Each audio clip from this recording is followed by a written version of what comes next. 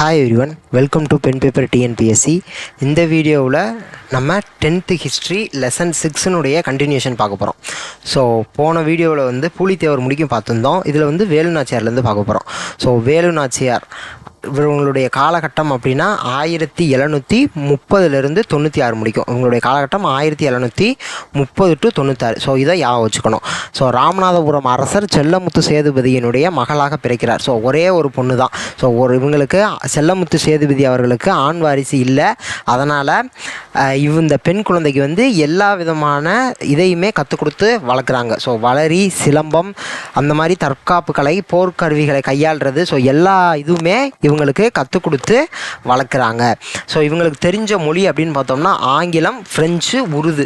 So 3 மொழி, தமிழ் தவிர மீதி இருக்கிற ஒரு 3 மொழி சொல்லியிருக்காங்க. ஆங்கிலம், ஃப்ரெஞ்சு, உருது.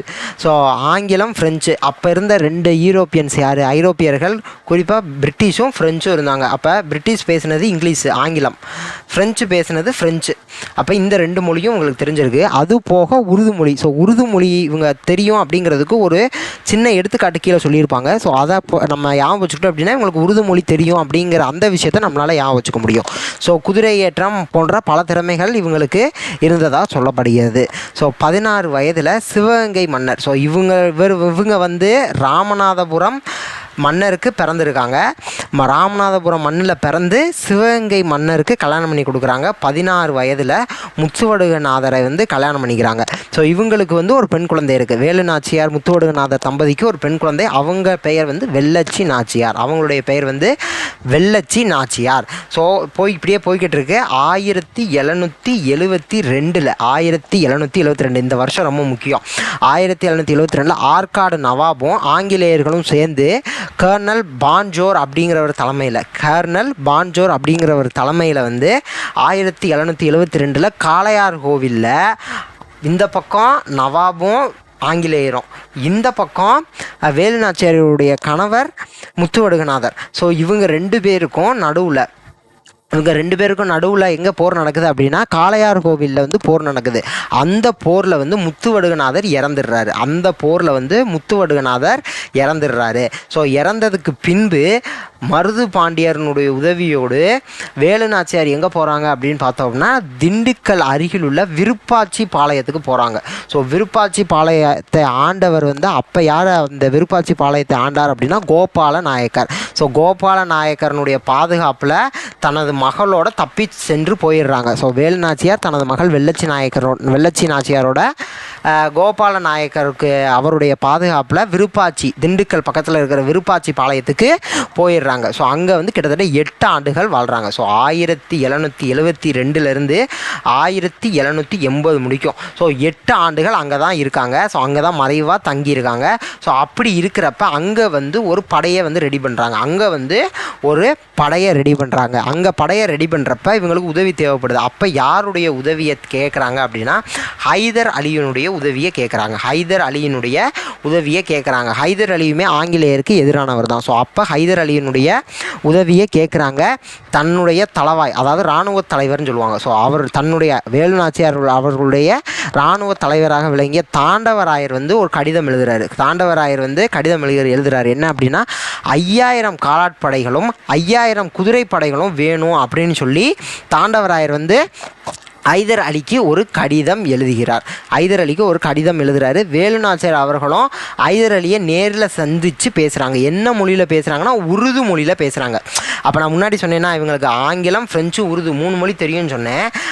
இப்போ உருது மொழியில் தானே பேசுகிறாங்க. ஸோ உருது மொழியில் பேசுகிறப்ப தான் ஹைதர் அலி ஏன்னா உருது மொழி அப்படிங்கிறது ஹைதர் அலிக்கு அவர் மொழி மாதிரி. ஸோ அப்போ உருது மொழியில் பேசுகிறப்ப ஹைதர் அலி வியந்து பார்க்குறாரு. ஸோ வியந்து பார்த்து அப்போ வேலு நாச்சியார் கிழக்கிந்திய கம்பெனியை கண்டிப்பாக எதிர்க்கணும் அப்படிங்கிற அந்த உறுதியோடு இருக்கிறாங்க. ஸோ அந்த உறுதியை பார்த்துட்டு ஹைதர் அலி உதவி பண்ணணும் அப்படின்னு சொல்லி நினைக்கிறாரு.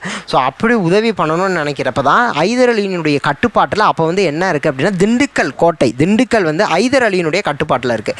திண்டுக்கல் கோட்டை ஹைதர் அலியினுடைய கட்டுப்பாட்டில் இருக்குது. அங்கே திண்டுக்கல் கோட்டையில் இருந்த படைத்தலைவரான சையத் ஹைதர் அலி சொல்றாரு, நீங்க இராணுவ உதவிகளை வேலு நாச்சியாருக்கு கொடுங்க அப்படின்னு சொல்லி ஹைதர் அலி தன்னுடைய படைத்தலைவரான தன்னுடைய படைத்தலைவரான சையதிட்ட வந்து ஹைதர் அலி சொல்கிறார், இராணுவ உதவிகளை வேலு நாச்சியாருக்கு செய்யுங்க அப்படின்னு சொல்லி சொல்கிறாரு.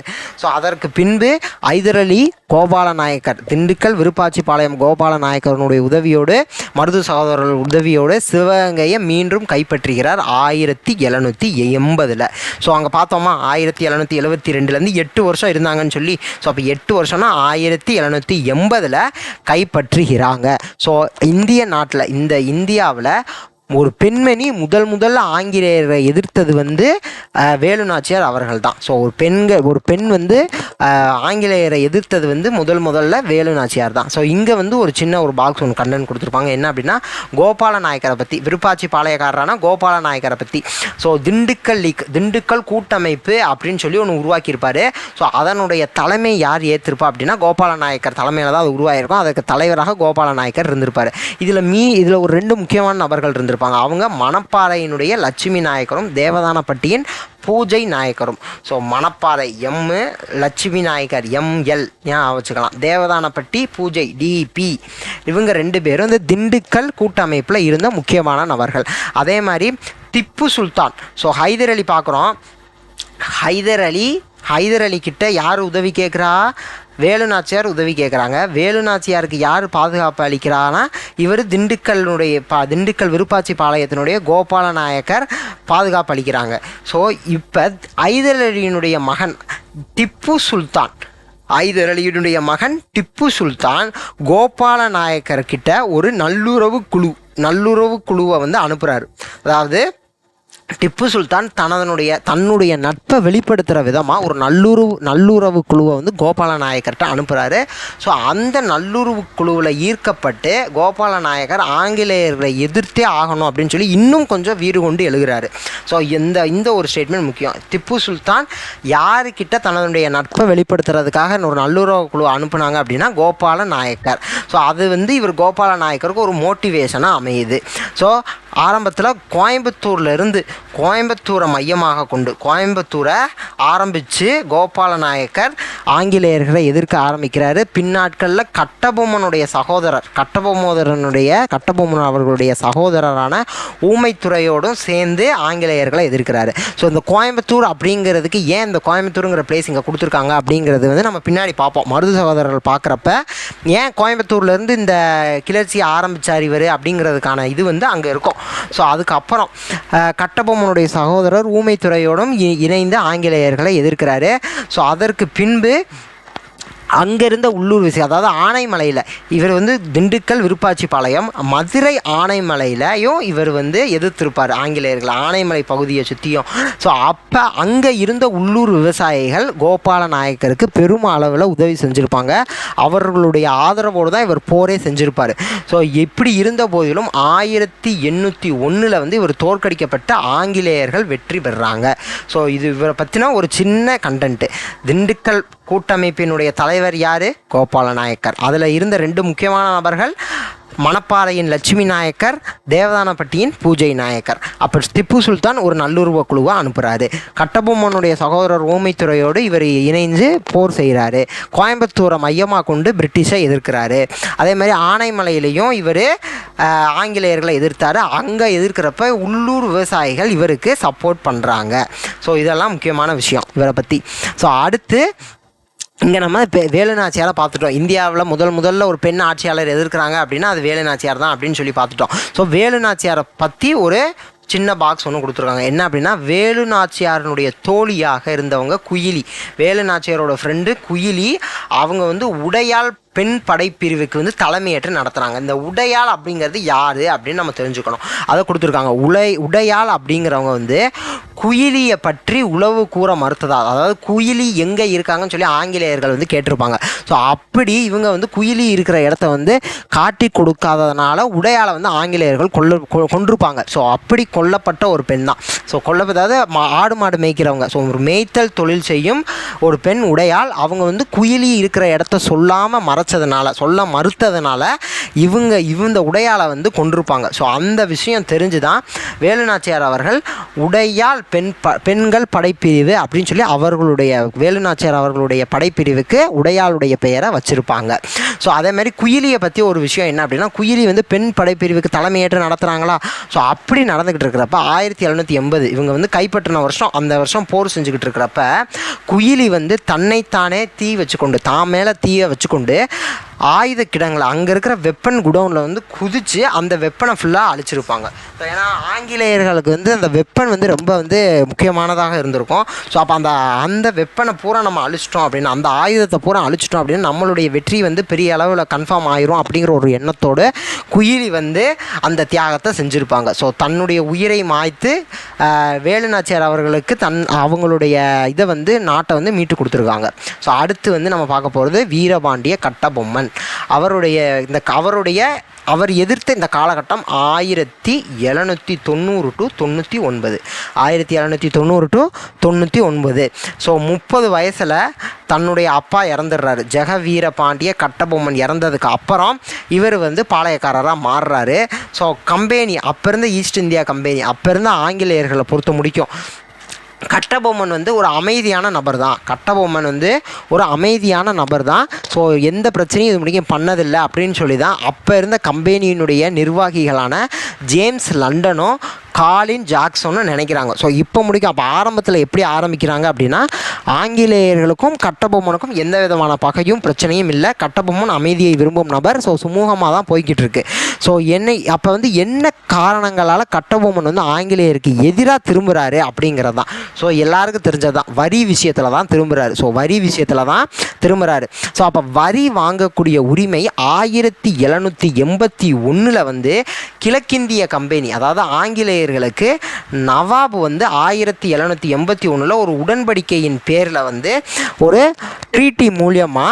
உடன்படிக்கை மூலியமாக நவாப் வந்து என்ன கொடுக்குறாங்கன்னா, ஆங்கிலேயருக்கு 1781 வந்து வரி வசூலிக்கிற உரிமையை கொடுக்குறாங்க. ஸோ 1781 வரி வசூலிக்கிற உரிமையை கொடுக்குறாங்க. ஸோ அந்த ட்ரீட்டி, அந்த உடன்படிக்கையின்படி கர்நாடக பகுதியில் வந்து வரி வசூலிக்கிற உரிமையும் நிர்வாகமுமே கம்பெனியினுடைய முழு கட்டுப்பாட்டுக்கு கீழே போகுது. அப்போ வரி வசூலிக்கிறதுல 1/6 மட்டும் அவங்க நவாபுக்கு கொடுத்தா போதும். 1/6 வரி வசூலிக்கிறது இப்போ இங்கிலீஷ்காரங்க, இந்த கிழக்கிந்திய கம்பெனி தான் வரி வசூலிக்குது. ஆனால் வரி வசூலித்த பின்பு 1/6 6 ரூபா இருந்துச்சுன்னா 1 ரூபாயை மட்டும் நவாபுக்கு கொடுத்துடணும் அப்படின்னு சொல்லி அந்த உடன்படிக்கை போடுறாங்க. 1/6 மட்டும் நவாபுக்கு கொடுத்துடணும். ஏன் இப்படி ஒரு இது போடப்படுது அப்படின்னா, அந்த ட்ரீட்டி போடப்பட்ட சூழ்நிலையில் வந்து போர் நடந்துக்கிட்டு இருக்கும். யாரு கூட போர் நடந்துக்கிட்டு இருக்கும் அப்படின்னா, மைசூர் சுல்தானோட, ஸோ ஹைதர் அலி டிப்பு சுல்தான் அவங்களுடைய இது கூட போர் நடந்துக்கிட்டு இருக்கும். ஸோ அந்த ஒரு சூழ்நிலை இதில் தான் இப்படி ஒரு உடன்படிக்கை போடுவாங்க. அதன்படி மொத்த வரி வசூலிக்கிற உரிமையும் ஆங்கிலேயர்கிட்ட போகும். 1/6 வரியை வசூலித்ததுக்கப்புறம், அதாவது வரி வசூலிக்கப்பட்ட பின்பு 1/6 மட்டும் நவாபுக்கு ஆங்கிலேயர்கள் கொடுத்தா போதும் அப்படின்னு சொல்லுவாங்க. இப்போ வரி வசூலிக்கிற உரிமை ஆங்கிலேயருக்கு வருது. அப்போ ஆங்கிலேயருக்கு வர்றப்ப ஆங்கிலேயர்கள் வந்து அங்கே இருந்த கலெக்டரை வந்து நியமிக்கிறாங்க. அங்கே இருந்த கலெக்டரை வந்து வரி நீங்கள் வசூலித்து தாங்க அப்படின்னு சொல்லி நியமிக்கிறாங்க. அப்படி கலெக்டர்ஸை வந்து வரி வசூலிக்கிறப்ப கலெக்டர் வந்து ரொம்ப ஒரு அடக்குமுறையான ஒரு விஷயத்தை தான் கையாளுறாங்க. ஸோ எல்லாத்தையும் வந்து மிரட்டி ஒரு அவமானப்படுத்தி தான் வரியை வந்து வசூலிக்கிறாங்க. ஸோ எல்லாத்தையுமே அவமானப்படுத்தி தான் வரியை வசூலிக்கிறாங்க. ஸோ அப்படி வரி வசூலிக்கிறப்ப தான் கட்டபொம்மன் அவர்கள் வந்து ஆங்கிலேயருக்கு எதிராக மாறுறாரு. ஸோ அப்போ ஜாக்சன், எல்லாரும் நமக்கு தெரிஞ்சவர் தான், ஜாக்சன் துரை. ஸோ அப்படி இவரோட எப்படி மோதல் ஆரம்பிக்குது அப்படிங்கிறதான் பார்க்க போகிறோம். ஸோ ஜாக்சன் அப்படிங்கிறவருடைய முழு பெயர் காலின் ஜாக்சன். அவருடைய முழு பேர் என்னதுன்னா காலின் ஜாக்சன்.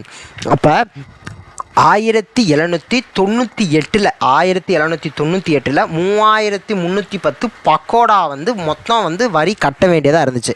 கட்டபொம்மன் ஆங்கிலேயருக்கு 1798 வந்து மொத்தம் 3310 பக்கோடா கொடுக்க வேண்டியதாக இருந்தது. 3310 பக்கோடா கொடுக்க வேண்டியதாக இருந்துச்சு. அப்போ பக்கோடா அப்படிங்கிறது என்னென்னா தங்க நாணயம். பக்கோடாங்கிறது என்னது? Gold coin. ஸோ அப்போ 3310 கோல்டு காயின் கொடுக்க வேண்டியதாக இருந்தது. ஸோ அப்போ வந்து ஆங்கிலேயராக இருந்த அந்த ஆங்கிலேய கலெக்டர் ஜாக்சன் வந்து என்ன பண்ணுறாரு அப்படின்னா மெட்ராஸ் கவர்மெண்ட்டிட்ட கேட்குறாரு. ஸோ அப்போ வந்து தமிழ்நாடு மெட்ராஸ் கவர்மெண்ட்டின் கட்டுப்பாட்டில் இருக்குது. அப்போ மெட்ராஸ் கவர்மெண்ட்டில் கேட்குறாரு 3310 பக்கோடா வந்து வரி வந்து வசூலிக்க வேண்டியதாக இருக்குது, வரி பாக்கியாக இருக்குது. இதை நம்ம வசூலிக்கிறதுக்கு நீங்கள் வந்து என்ன செய்யணும், ஒரு இராணுவத்தை அனுப்புங்க அப்படின்னு சொல்லி மெட்ராஸ் கவர்மெண்ட்டை கேட்குறாரு. ஆனால் மெட்ராஸ் கவர்மெண்ட் அதை மறுக்குது. ஏன்னா இராணுவத்தை அனுப்பணும் அப்படின்னா இது வந்து ஒரு பிரச்சனையாக மாறிடும். அதனால் இராணுவம் வேணாம், நீங்கள் சுமூகமான முறையில் பேசி அந்த வரியை வசூலிங்க, இது முடிக்கும் கட்டபொம்மனோட எந்த பிரச்சனையும் இல்லாமல் தான் போய்கிட்டு இருக்குது. ஸோ இராணுவம் வேணாம் அப்படின்னு சொல்லி மெட்ராஸ் அரசாங்கம் மறுக்குது. அதன் பின்பு 1798 ஆகஸ்ட் 18 ராமநாதபுரத்தில் வந்து என்னை வந்து நீங்கள் சந்திக்குமாறு கட்டபொம்மனுக்கு வந்து ஒரு ஆணை பிறப்பிக்கிறார். யாருன்னா காலின் ஜாக்சன். ஸோ ஜாக்சன் துரை அவர்கள் கட்டபொம்மனுக்கு ஒரு ஆர்டரை பாஸ் பண்ணுறாரு. என்ன அப்படின்னா நீங்கள் வந்து என்னைய சந்திக்கணும் அப்படின்னு சொல்லி நீங்கள் வந்து என்னை வந்து பாருங்கள் அப்படின்னு சொல்லி ஒரு ஆர்டர் வந்து சொல்கிறாரு.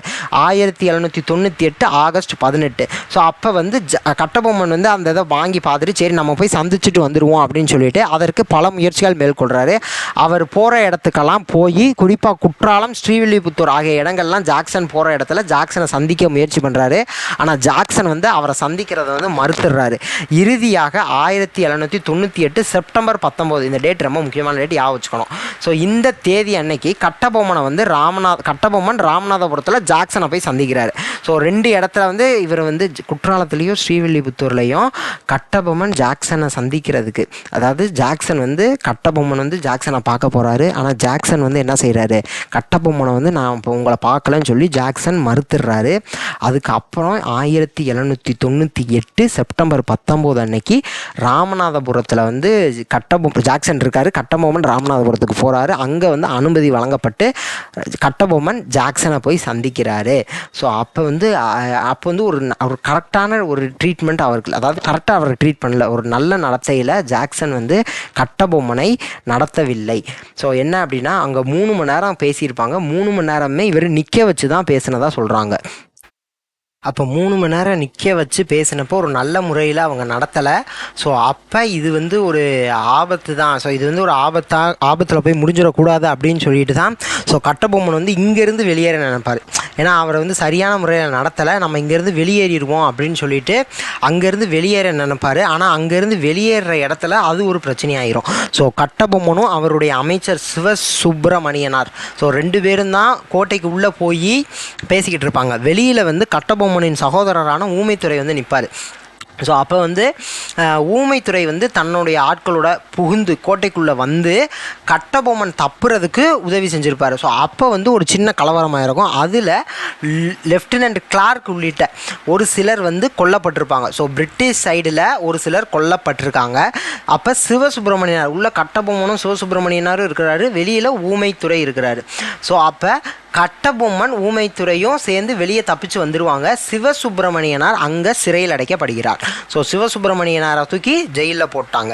ஸோ அப்போ இவர் வந்து திருப்பி பாஞ்சாலங்குறிச்சி வந்ததுக்கப்புறம், கட்டபொம்மன் பாஞ்சாலங்குறிச்சி வந்ததுக்கப்புறம் தன்னுடைய நிலைமையை, ஜாக்சன் தன்னை அவமானப்படுத்தியதாக போய் மெட்ராஸ் கவுன்சில்கிட்ட, அப்போதைய மெட்ராஸ் கவர்னர்கிட்ட போய் இவர் வந்து ஒரு லெட்டர் மூலியமாக தெரியப்படுத்துகிறாரு. ஸோ அப்போ அந்த கவுன்சில் வந்து என்ன செய்கிறாங்கன்னா கட்டபொம்மனை வந்து நீங்கள் நேரில் ஆஜராகணும், இந்த குழு முன்னாடி ஒரு கமிட்டி ஃபார்ம் பண்ணுறாங்க. அந்த கமிட்டியில் ஒரு 3 பேர் இருக்காங்க. ஸோ இவங்க முன்னாடி நீங்கள் நேரில் ஆஜராகணும், நேரில் வந்து நீங்கள் வந்து பதில் சொல்லணும் அப்படின்னு தெரிவிக்கிறாங்க. அதுக்கு கட்டபொம்மனும் சரின்னு சொல்கிறாரு. ஸோ அந்த கவுன்சிலில் இருந்து ஒரு 3 பேர் யாருன்னா William Brown, William Orme, John Casamaijor. So 2 William 1 John, 2 William 1 John 3 பேர் இருக்காங்க. ஸோ இந்த 3 பேர் இருக்கிற குழுவில் ஆஜராகணும்னு சொல்லியிருக்காங்க. ஸோ இதற்கு இடையிலேயும் ஸோ இவர் வந்து சரின்னு சொல்லிட்டாரு. இவங்க மெட்ராஸ் கவுன்சிலுக்கு இவர் போய் சொல்கிறாரு. அப்போ சொன்னோடனே அவங்க ஒரு 3 பேர் கொண்ட குழு ஃபார்ம் பண்ணிவிட்டு இவங்க முன்னாடி நீங்கள் நேரில் ஆஜராகணும்னு சொல்கிறாங்க. அதுக்கு கட்டபொம்மன் சரின்னு சொல்லிட்டாரு. அதுக்கப்புறம் என்ன நடக்குதுன்னா, சிவசுப்பிரமணியனாரை வந்து ஜெயிலேருந்து ரிலீஸ் பண்ணணும் அப்படின்னு சொல்லி ஆர்டர் பாஸ் பண்ணுறாங்க. அதே மாதிரி கலெக்டர் ஜாக்சனை வந்து என்ன பண்ணுறாங்கன்னா ஃபஸ்ட்டு சஸ்பெண்ட் பண்ணுறாங்க. ஸோ பணி இடைநீக்கம் செய்து ஆளுநர் எட்வர்டு கிளைவ் உத்தரவிடுறாரு. ஸோ எட்வர்டு கிளைவ் ஆளுநர், அவர் தான் அப்போ ஆளுநர்னு சொன்னேன். ஸோ அவர் வந்து உத்தரவு பிறப்பிச்சிடுறாரு. கலெக்டரை வந்து சஸ்பெண்ட் பண்ணணும்னு, சிவசுப்பிரமணியனாரை ஜெயிலேருந்து ரிலீஸ் பண்ணணும். ஸோ அப்போ இந்த 3 பேர் கொண்ட குழு இருக்காங்களா, ஸோ இந்த குழு முன்னாடி டிசம்பர் 15, 1798 அன்னைக்கு கட்டபொம்மன் நேரிலேயே ஆஜராகிறாரு. நேரிலேயே ஆஜராகி இந்த மாதிரி தான் நிகழ்ந்தது அப்படின்னு சொல்லி என்ன ராமநாதபுரத்தில் நடந்ததோ அதை சொல்கிறாரு. அது சொன்னதுக்கப்புறம் அந்த கமிட்டி வந்து கட்டபொம்மன் மேலே தப்பு இல்லை, ஜாக்சன் மேலே தான் தப்பு இருக்குன்னு சொல்லி முடிவு பண்ணி ஜாக்சனை அந்த பதவியிலிருந்து எடுத்துடுறாங்க, பணி நீக்கம் செய்கிறாங்க. ஃபஸ்ட்டு இடைநீக்கம் சஸ்பெண்ட் பண்ணுறாங்க, இங்கே டிஸ்மிஸ் பண்ணுறாங்க. ரெண்டுக்கும் வித்தியாசம் இருக்குது. ஸோ பணி நீக்கம் செஞ்சுட்டு அந்த பதவிக்கு எஸ்ஆர் லூஷிங்டன் அப்படின்னு ஒரு கலெக்டரை வந்து அப்பாயிண்ட் பண்ணுறாங்க. ஸோ அதற்கு பின்பு மொத்தம் ஃபஸ்ட்டு 3310 பக்கோடா கட்ட வேண்டியது இருந்துச்சா, இப்போ 1080 பக்கோடா தவிர மீதி இருக்கிற பக்கோடாவெல்லாம் கட்டி கட்டபொம்மன் முடிச்சிடுறாரு. ஸோ இப்போ இந்த செயல் தான் கட்டபொம்மனுக்கு ஆங்கிலேயர் மேலே ஒரு அதிருப்தி ஏற்படுற காரணமாக இருக்குது. ஏன்னா ஜாக்சன் வந்து தன்னை வந்து நல்ல முறையில் நடத்தலை. ஸோ இந்த டயத்தில் தான் மருது பாண்டியர்கள் சிவகங்கையை ஆண்டுகிட்டு இருக்காங்க. அவங்க வந்து ஒரு கூட்டமைப்பை உருவாக்கிட்டு இருக்காங்க. அந்த கூட்டமைப்பில் முக்கியமான நபர்கள் யாருன்னா, திண்டுக்கல் விருப்பாச்சிபாளையத்தை சேர்ந்த கோபால நாயக்கர், அதே மாதிரி யானைமலையின் எதுல் நாயக்கர். ஸோ திண்டுக்கல்லுடைய கோபால நாயக்கர், யானைமலையினுடைய எதுல் நாயக்கர், இவங்களெல்லாம் உள்ளடக்கி ஒரு கூட்டமைப்பை உருவாக்குறாங்க. இந்த சமயத்தில் தான் திருச்சிராப்பள்ளி பிரகடனத்தை வந்து மருது சகோதரர்கள் வெளியிடுறாங்க. திருச்சிராப்பள்ளி ப்ரொக்ளமேஷனை மருது சகோதரர்கள் வெளியிடுறாங்க. ஸோ அந்த டயத்தில், அதாவது திருச்சிராப்பள்ளி ப்ரொக்ளமேஷன் என்னென்னா இண்டிபெண்டன்ஸ் ப்ரொக்ளமேஷன், நாங்கள் வந்து விடுதலை அடையணும் அப்படின்னு சொல்லி அந்த ஒரு பிரகடனத்தை வெளியிடுவாங்க. ஸோ இந்த டயத்தில் கட்டபொம்மன் வந்து மருது பாண்டியர்களுடைய கூட்டமைப்பில் வந்து சேர்றதுக்கு ஆர்வம் காட்டுவார். ஸோ இப்போ ஜாக்சன் போன இடத்துல லூஷிங்டன் வந்துட்டாரா கலெக்டரா, அந்த கலெக்டர் வந்து மருது பாண்டியர்களை சந்திக்கிறோம் அப்படின்னு சொல்லி கட்டபொம்மன் நினைக்கிறத தடுக்கணும்னு நினைப்பார். ஸோ மருது பாண்டியர்களும் கட்டபொம்மனும் சந்திக்கக்கூடாதுன்னு சொல்லிட்டு அந்த தடுக்கிற முயற்சியில் லூஷிங்டன் ஈடுபட்டிருப்பார். ஸோ லூஷிங்டன் வந்து தடுக்க முயன்றிருப்பார். இருந்த போதிலும் கட்டபொம்மன் மருது பாண்டியர்களை நேரில் சென்று சந்திச்சிருப்பார். ஸோ அப்படி சந்திக்கிறப்ப நானும் இந்த கூட்டமைப்பில் இணைந்துக்கிறேன், நானும் இந்த கூட்டமைப்பில் சேர்ந்துக்கிறேன் அப்படின்னு சொல்லுவார்.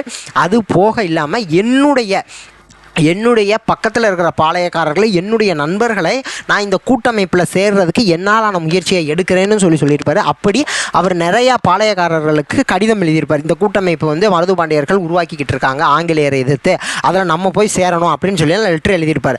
அப்படி லெட்டரை எழுதினப்போ தான் சிவகிரி பாளையத்துக்கு லெட்டரை அனுப்பியிருப்பார். அப்படி சிவகிரி பாளையத்துக்கு லெட்டர் அனுப்பினாமல் சிவகிரி பாளையம் என்ன சொல்லியிருக்கோம், நாங்கள் இந்த கூட்டமைப்பில் சேரலை அப்படின்னு சொல்லியிருக்கோம். சேரலைன்னு சொல்லிட்டு சிவகிரி பாளையம் வந்து ஆங்கிலேயர்களோட நெருங்கின தொடர்பில் இருப்பாங்க. அப்போ சிவகிரி பாளையம் வந்து சேரலன்னு சொன்னோடனே ஆங்கிலேயர்களோட நெருங்கிய தொடர்பில் இருந்த சிவகிரி பாளையம் இந்த லெட்டரை அப்படியே இந்த மாதிரி எங்களுக்கு ஒரு தகவல் வந்திருக்கு, கட்டபொம்மன் அனுப்பியிருக்காருன்னு சொல்லி அதை அப்படியே ஆங்கிலேயர்கிட்ட தெரியப்படுத்தியிருப்பாங்க. ஸோ சிவகிரி பாளையத்தில் இருந்தவங்க ஆங்கிலேயர்கிட்ட தெரியப்படுத்தியிருப்பாங்க.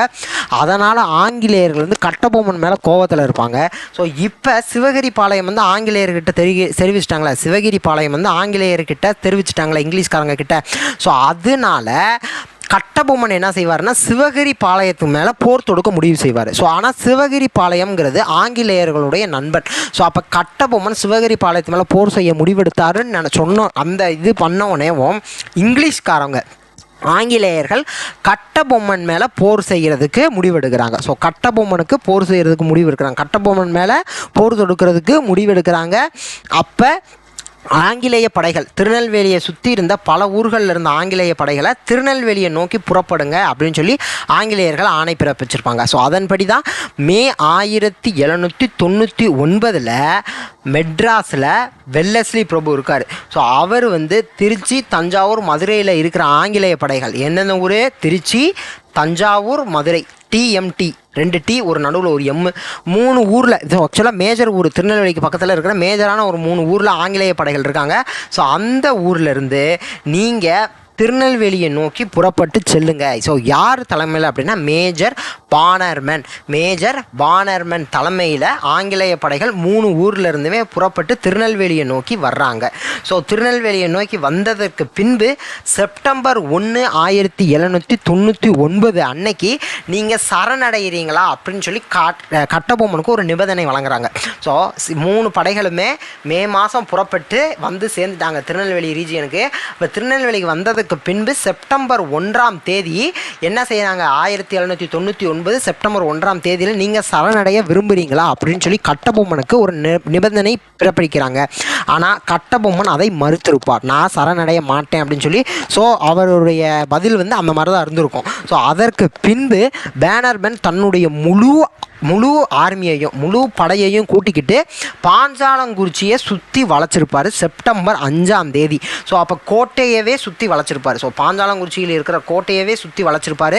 கோட்டைக்கு உண்டான எல்லா தொடர்புகளையுமே நிறுத்தியிருப்பார். உள்ளே யாருமே போக முடியாது, வெளியே யாருமே வர முடியாது, உள்ளே வந்து யாருமே தகவல் கொடுக்க முடியாது. ஸோ அந்த அளவுக்கு எல்லா விஷயத்தையுமே கட் பண்ணியிருப்பார் செப்டம்பர் 5ஆம் தேதி. அதற்கு பின்பு ராமலிங்கனார் அப்படிங்கிற ஒருத்தரை வந்து பேனர்மேன் என்ன செஞ்சிருப்பார், நீங்கள் இப்போ போய் கட்டபொம்மன்கிட்ட கேளுங்க, கட்டபொம்மன் இப்போ சரணடைகிறாரான்னு போய் கேளுங்கன்னு சொல்லியிருப்பார். ஸோ கட்டபொம்மன் அதையும் மறுத்திருப்பார். அதனால் கட்டபொம்மனுக்கும் ஆங்கிலேயர்களுக்கும் இப்போ வந்து போர் நடக்குது. ஸோ கோலார்பட்டி அதுதான். ஸோ கோலார்பட்டி அப்படிங்கிற இடத்துல வந்து போர் நடக்குது. ஸோ அந்த போரில் அந்த இடத்துல சண்டை நடக்குது. ஸோ அப்போ சிவசுப்பிரமணியனாரை கைது செய்கிறாங்க. ஸோ அங்கேயும் நம்ம ராமலிங்க விலாசம் ராமநாதபுரத்தில் ஜாக்சனை சந்திக்கிறப்பையும் சிவசுப்பிரமணியனாரை கைது செஞ்சுருப்பாங்க. ஸோ இப்பையும் முதல்ல கைது செய்யப்பட்டது இங்கே சிவசுப்பிரமணியனாரை கோலார்பட்டியில் நடந்த சண்டையில் வந்து சிவசுப்பிரமணியனாரை கைது செய்கிறாங்க. ஸோ அப்போ கட்டபொம்மன் வந்து இப்போ வந்து போரில் வந்து பின்னடைவு தான். ஸோ போரில் ஆங்கிலேயர்களுக்கும் பிரிட்டிஷுக்கும் கட்டபொம்மனுக்கும் நடக்கல போரில் கட்டபொம்மனுக்கு பின்னடைவு தான். ஸோ அதனால் கட்டபொம்மன் என்ன செய்கிறாருன்னா புதுக்கோட்டை, ஸோ அந்த காட்டு பகுதியில் வந்து புதுக்கோட்டைக்கு தப்பிச்சு ஓடிடுறாரு. அப்போ பிரிட்டிஷ் அரசாங்கம் கட்டபொம்மனை பிடித்து தருபவருக்கு சன்மானம் வழங்கப்படும், ஒரு வெகுமதி வழங்கப்படும். ஸோ கட்டபொம்மனுடைய தலைக்கு ஒரு பரிசு அறிவிக்கிறாங்க. ஸோ இப்போ தான் எட்டயபுரமும் புதுக்கோட்டை அரசர்களும் சேர்ந்துக்கிட்டு எட்டயபுரம் மற்றும் புதுக்கோட்டை அரசர்கள் வந்து என்ன செய்கிறாங்கன்னா புதுக்கோட்டையில் பதுங்கி இருந்த கட்டபொம்மனை பிடிச்சு ஆங்கிலேயர் கைகளில் கொடுத்துட்றாங்க. ஸோ இப்போ ஆங்கிலேயர் கைகளில் கட்டபொம்மன் மாட்டிக்கிட்டார். ஸோ கட்டபொம்மன் ஆங்கிலேயருடைய கட்டுப்பாட்டில் மாட்டிக்கிட்டார். சிவசுப்பிரமணியனாரை ஏனிக்கனே ஜெயிலில் பிடிச்சி வச்சுருந்தாங்களா, ஸோ ஏனிக்கனே பிடிச்சி ஜெயிலில் வச்சுருந்தாங்களா. ஸோ இப்போ சிவசுப்பிரமணியனாரை நாகலாபுரம் அப்படிங்கிற ஒரு இடத்துல செப்டம்பர் 13, 1799 தூக்கிலிடுறாங்க. செப்டம்பர் 13ஆம் தேதி தூக்கிலிடுறாங்க. ஸோ இந்த தேதி முக்கியம். செப்டம்பர் 13 அன்று. ஸோ செப்டம்பர் 13 கீழே இருக்குது. ஸோ செப்டம்பர் 13 அன்று சிவசுப்பிரமணியனார் நாகலாபுரத்தில் வந்து தூக்கிலிடுறாங்க. ஸோ நாகலாபுரத்தில் சிவசுப்பிரமணியனார் தூக்கிலிடப்படுகிறார். ஸோ அதற்கு பின்பு அப்போ கட்டபொம்மனுக்கு முன்னாடியே சிவசுப்பிரமணியனார் இறந்துட்டார். ஏன்னா இதுக்கு முன்னாடி ஏற்கனவே ஒரு தடவை கேட்டிருக்காங்க. ஸோ யார் முதல்ல இறந்தாங்க, குரோனாலாஜிக்கல் ஆர்டர் வரிசைப்படி அவங்க இறந்ததோடைய காலகட்டத்தை வரிசைப்படி வந்து அடுக்குங்க அப்படின்னு சொல்லியிருக்காங்க. ஸோ அதில் சிவசுப்பிரமணியனார் வந்து கட்டபொம்மனுக்கு முன்பே இறந்துட்டார். ஸோ இப்போ கட்டபொம்மன் ஆங்கிலேயர்களோட கையில் வந்து இருக்காரா. ஸோ இப்போ பேனர்மேன் வந்து ஒரு கேலி கூத்து, அதாவது என்ன அப்படின்னா ட்ரையல் அப்படின்னு சொல்லுவாங்களே, அங்கே வந்து விசாரணை நடத்துகிறேங்கிற பேரில் பேனர்மேன் கட்டபொம்மனை வச்சு ஒரு கேலி கூத்து நடத்துகிற மாதிரி நடத்துகிறாரு. ஸோ ஏன்னா விசாரணை அப்படிங்கிற ஒரு பெயரில் கேலி கூத்து நடத்துகிறாரு. ஏன்னா மற்ற பாளையக்காரர்களுக்கு இது வந்து ஒரு பயத்தை ஏற்படுத்தும் அப்படிங்கிற ஒரு நோக்கத்தோட, கட்டபொம்மனுடைய செல்வாக்கை வந்து ஒடுக்கணும் அப்படிங்கிற ஒரு நோக்கத்தோடையும் பேனர்மேன் விசாரணைங்கிற பேரில் ஒரு கேலி கூத்தை நடத்திக்கிட்டு இருக்காரு அக்டோபர் 16 அன்னைக்கு. ஸோ அக்டோபர் 16 அன்னைக்கு செப்டம்பர் 13 சிவசுப்பிரமணியனார் தூக்கிலிடப்படுகிறார். அக்டோபர் 16 ஒரு விசாரணை நடக்குது. அந்த விசாரணை கேலி கூத்து ஆகிறத ஸோ கட்டபொம்மன் வந்து உணர்றாரு. ஸோ அப்போ வந்து தைரியமாக தம் மேலே சாற்றப்பட்ட எல்லா குற்றங்களையுமே ஒத்துக்கிறாரு. ஏன்னா எப்படி இருந்தாலும் ஆங்கிலேயர் கைகளில் மாட்டிட்டோம். ஸோ இன்னி நம்ம வந்து அசிங்கப்படாமல் வீர மரணம் அடைஞ்சிடணும் அப்படிங்கிறதுக்காக எல்லா குற்றத்தையுமே ஒத்துக்கிறாரு. அவரை ஒரு புளிய மரத்தில் வந்து மற்ற பாளையக்காரர்கள் முன்னாடியேவும் கயத்தாரில் ஒரு பழைய கோட்டையில் ஒரு புளிய மரம், அதாவது ஒரு பழைய கோட்டையில் ஒரு புளிய மரத்தில் வந்து அவரை தூக்கிலிடுறாங்க. ஸோ எல்லா பாளையக்காரர்கள் முன்பாகவுமே கட்டபொம்மன் வந்து தன்னுடைய குற்றத்தை ஒத்துக்கிட்டதுனால அவரை தூக்கில் இடுறாங்க. அவரை வந்து தூக்கில் போட்டுடுறாங்க, ஒரு புளிய மரத்தில் வந்து தூக்கில் போட்டுடுறாங்க. ஸோ இப்படி தான் பாஞ்சாலங்குறிச்சியுடைய பாளையக்காரர் கட்டபொம்மன் அப்புறம் அவருடைய இது வந்து வாழ்க்கை இதோட முடியுது. ஸோ இன்றளவுமே கட்டபொம்மனை பற்றி நிறையா வந்து நாட்டுப்புற பாடல்கள்லாம் இருக்குது அப்படிங்கிறத சொல்கிறாங்க. ஸோ அடுத்து மருது சகோதரர்கள். ஸோ கட்டபொம்மனை பற்றி பார்க்குறப்ப என்ன பார்த்தோம் அப்படின்னா, ஃபஸ்ட்டு ஒரு ஆரம்பத்தில் ஒரு அமைதியான மனிதனாக தான் இருக்கார். ஸோ நிம்மதியை விரும்பக்கூடிய, அமைதியை விரும்பக்கூடிய ஒருத்தர் பாளையக்காரராக தான் இருக்கார். பின்னால் வரி வசூலிக்கிறதுல பிரச்சனையாகுது. அதற்கு பின்பு மருது சகோதரர்களுடைய கூட்டமைப்பில் சேர்றாரு. சிவகிரி பாளையத்துக்கு கடிதம் அனுப்புகிறாரு. அதனால் வந்து பிரிட்டிஷ்காரங்க போர் தொடுக்கிறாங்க. பிரிட்டிஷ்காரங்க போர் தொடுக்கிறப்ப ஃபஸ்ட்டு சரணடைகிறீங்களா அப்படின்னு செப்டம்பர் 1 கேட்டிருப்பாங்க. அதுக்கு இவர் வந்து பதில் சரியாக சொல்லியிருக்க மாட்டார். ஸோ சரணடையலைன்னு சொல்லிவிட்டு அவங்க அதுக்கப்புறம் கோட்டையை சுற்றி வளைக்கிறாங்க. திருப்பி செப்டம்பர் 5 ராமலிங்கனார் மூலியமாக பேனர்மேன் திருப்பியும் கேட்குறாரு. அப்பையும் நான் சரணடைய மாட்டேன்னு சொல்கிறாரு. அதனால் கோளாறுப்பட்டியில் சண்டை நடக்குது. அந்த இடத்துல சிவசுப்பிரமணியனார் கைது செய்யப்படுறாரு. அதற்கு பின்பு புதுக்கோட்டை காடுகளில் இவர் கட்டபொம்மன் போய் பதுங்குறாரு. அதற்கு பின்பு பிரிட்டிஷ் அரசாங்கம் கட்டபொம்மனுடைய தலைக்கு ஒரு விலை நிர்ணயிக்குது.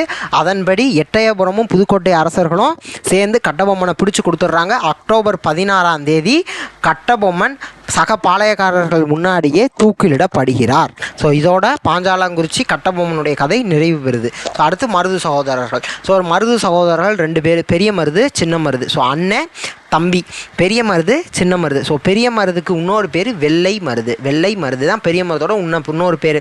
ஸோ அவருடைய காலகட்டம், சின்ன மருதுடைய காலகட்டம், 2 பேருக்கும் வயது வித்தியாசம் 5 வருஷம் வித்தியாசம். 2 பேருமே ஒரே நாளில் தான் இறந்துருப்பாங்க. ஸோ அதனால் 1801.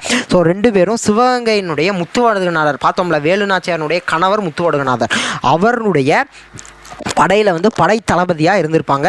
முத்துவடுகநாதர் காளையார்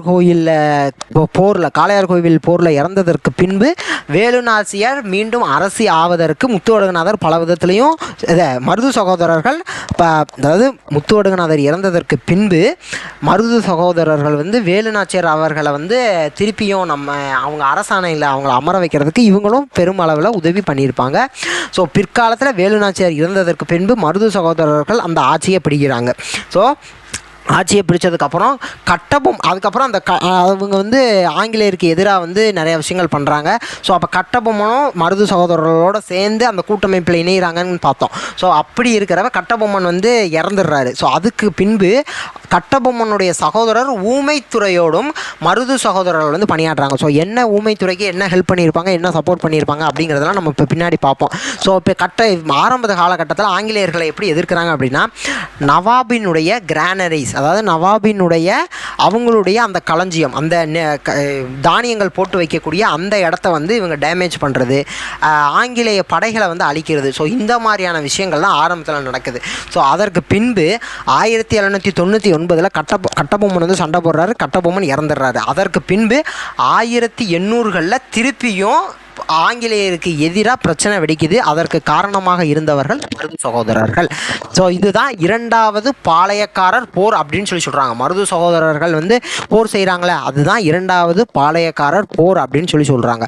ஸோ இதில் வந்து என்ன அப்படின்னா, இங்கே அந்த கூட்டமைப்பு அங்கே பார்த்தோம்ல, அதே கூட்டமைப்பு தான் இங்கேயும் சொல்ல வர்றாங்க. என்ன அப்படின்னா, மருது பாண்டியர்கள் சிவகங்கையை பிரதிநிதித்துவம் பண்ணி அந்த கூட்டமைப்பில் இருக்காங்க. மலபார் ஏரியாவை ரெப்ரசன்ட் பண்ணி கேரளவர்மா இருக்கார். மைசூர் ஏரியாவை ரெப்ரசன்ட் பண்ணி அதனுடைய அரசர் கிருஷ்ணப்பா இருக்கார். மற்றும் தூண்டாஜி அவங்க 2 பேரும் மைசூர் ஏரியாவை ரெப்ரசன்ட் பண்ணி கிருஷ்ணப்பாவும் தூண்டாஜியும் இருக்காங்க. மலபாரில் கேரளவர்மா. ஸோ மலபார் எங்கே இருக்குது? கேரளாவில் இருக்குது. ஸோ கேரளவர்மா. திண்டுக்கல் ஏற்கனவே பார்த்துட்டோம், கோபால நாயக்கர் இருக்கார். ஸோ அது மாதிரி சிவகங்கையில் மருது சகோதரர்கள். ஸோ இவங்கெல்லாம் கூட்டமைப்பை ஏற்படுத்தி திண்டுக்கல்லில் விருப்பாச்சி இருக்குது. நம்ம பார்த்தோம்ல, இந்த கோபால நாயக்கர் விருப்பாச்சியினுடைய பாளையக்காரர். ஸோ அந்த விருப்பாச்சியில் ஏப்ரல் மாதம் 1800 எல்லாரும் சேர்ந்து சந்தித்து ஒரு முடிவு எடுக்கிறாங்க. நம்ம வந்து கிழக்கிந்திய கம்பெனிக்கு எதிராக நம்ம வந்து புரட்சியை ஆரம்பிக்கணும் அப்படின்னு சொல்லி ஏப்ரல் மாதம் 1800 முடிவெடுக்கிறாங்க. ஜூன் மாதம் 1800 கோயம்புத்தூரில் அந்த புரட்சியை ஆரம்பிக்கிறாங்க. ஸோ அப்போ நம்ம பார்த்துருப்போம் இந்த திண்டுக்கல் லீக் அப்படின்னு சொல்லியிருப்போம், திண்டுக்கல் கூட்டமைப்பு அப்படின்னு நம்ம பார்க்குறப்ப இவர் திண்டுக்கலுடைய கோபால நாயக்கர் கோயம்புத்தூரில் வந்து புரட்சி பண்ணாருன்னு சொல்லி பார்க்குறோமா. ஸோ அப்படி எப்படின்னா இந்த ஏப்ரல் மாதம் முடிவெடுத்து இந்த ஜூன் மாதம் கோயம்புத்தூர்லேருந்து தான் புரட்சியாக ஆரம்பிக்கிறாங்க. ஸோ அதனால தான் அவர் அந்த ஸ்டேட்மெண்ட் அந்த இடத்துல பார்த்தோம், கோபால நாயக்கர் படிக்கிறப்ப அவர் கோயம்புத்தூரில் புரட்சி செஞ்சார் அப்படின்னு சொல்லி பார்த்தோம். ஸோ அடுத்து என்ன அப்படின்னா 1800 கோயம்புத்தூரில் ஆரம்பித்த புரட்சி ராமநாதபுரம் மதுரை முடிக்கு பரவுது. ஏன் கண்ண காரணம் அப்படின்னா ராமநாதபுரத்தில் தான் மருது சகோதரர்கள், ராமநாதபுரம் சிவகங்கை ஏரியா தானே. ஸோ அதனால் ராமநாதபுரம் இது மதுரை முடிக்கும் அந்த புரட்சியானது பரவுகிறது. ஸோ இப்போ கம்பெனி, அதாவது கிழக்கிந்திய கம்பெனி வந்து கோவப்பட்டு எல்லார் மீறியுமே அந்த கூட்டமைப்பில் இருந்த எல்லார் மேலேயுமே தனித்தனியாக போர் அறிவிக்கிறாங்க. தனித்தனியாக போர் அறிவித்து அந்த எல்லாரையுமே தங்களுடைய கட்டுப்பாட்டுக்குள்ளேயுமே கொண்டு வராங்க. ஸோ குறிப்பாக மைசூரினுடைய கிருஷ்ணப்ப நாயக்கரும் மலபாரனுடைய கேரளவர்மா 2 பேருமே வந்து தோற்கடிக்கப்படுறாங்க. அதற்கு பின்பு கோயம்புத்தூரில் தானே அந்த புரட்சி ஆரம்பிச்சது. அப்போ கோயம்புத்தூரில் இந்த பாளையக்காரர்களுமே சப்போர்ட் பண்ணியிருப்பாங்க. ஸோ கோயம்புத்தூரை சுற்றி இருந்த சத்தியமங்கலம், தாராபுரம் அந்த பாளையக்காரர்கள்லாம் சப்போர்ட் பண்ணியிருப்பாங்க. ஸோ அவங்க 3 பேர் மேலேயுமே ஆங்கிலேயர்கள் போர் அறிவித்து போர் நடத்தி போரில் தோக்கடித்து அந்த பாளையக்காரர்களை தூக்கிலிடுறாங்க. ஸோ இந்த 3 பாளையக்காரர்கள் முக்கியம்.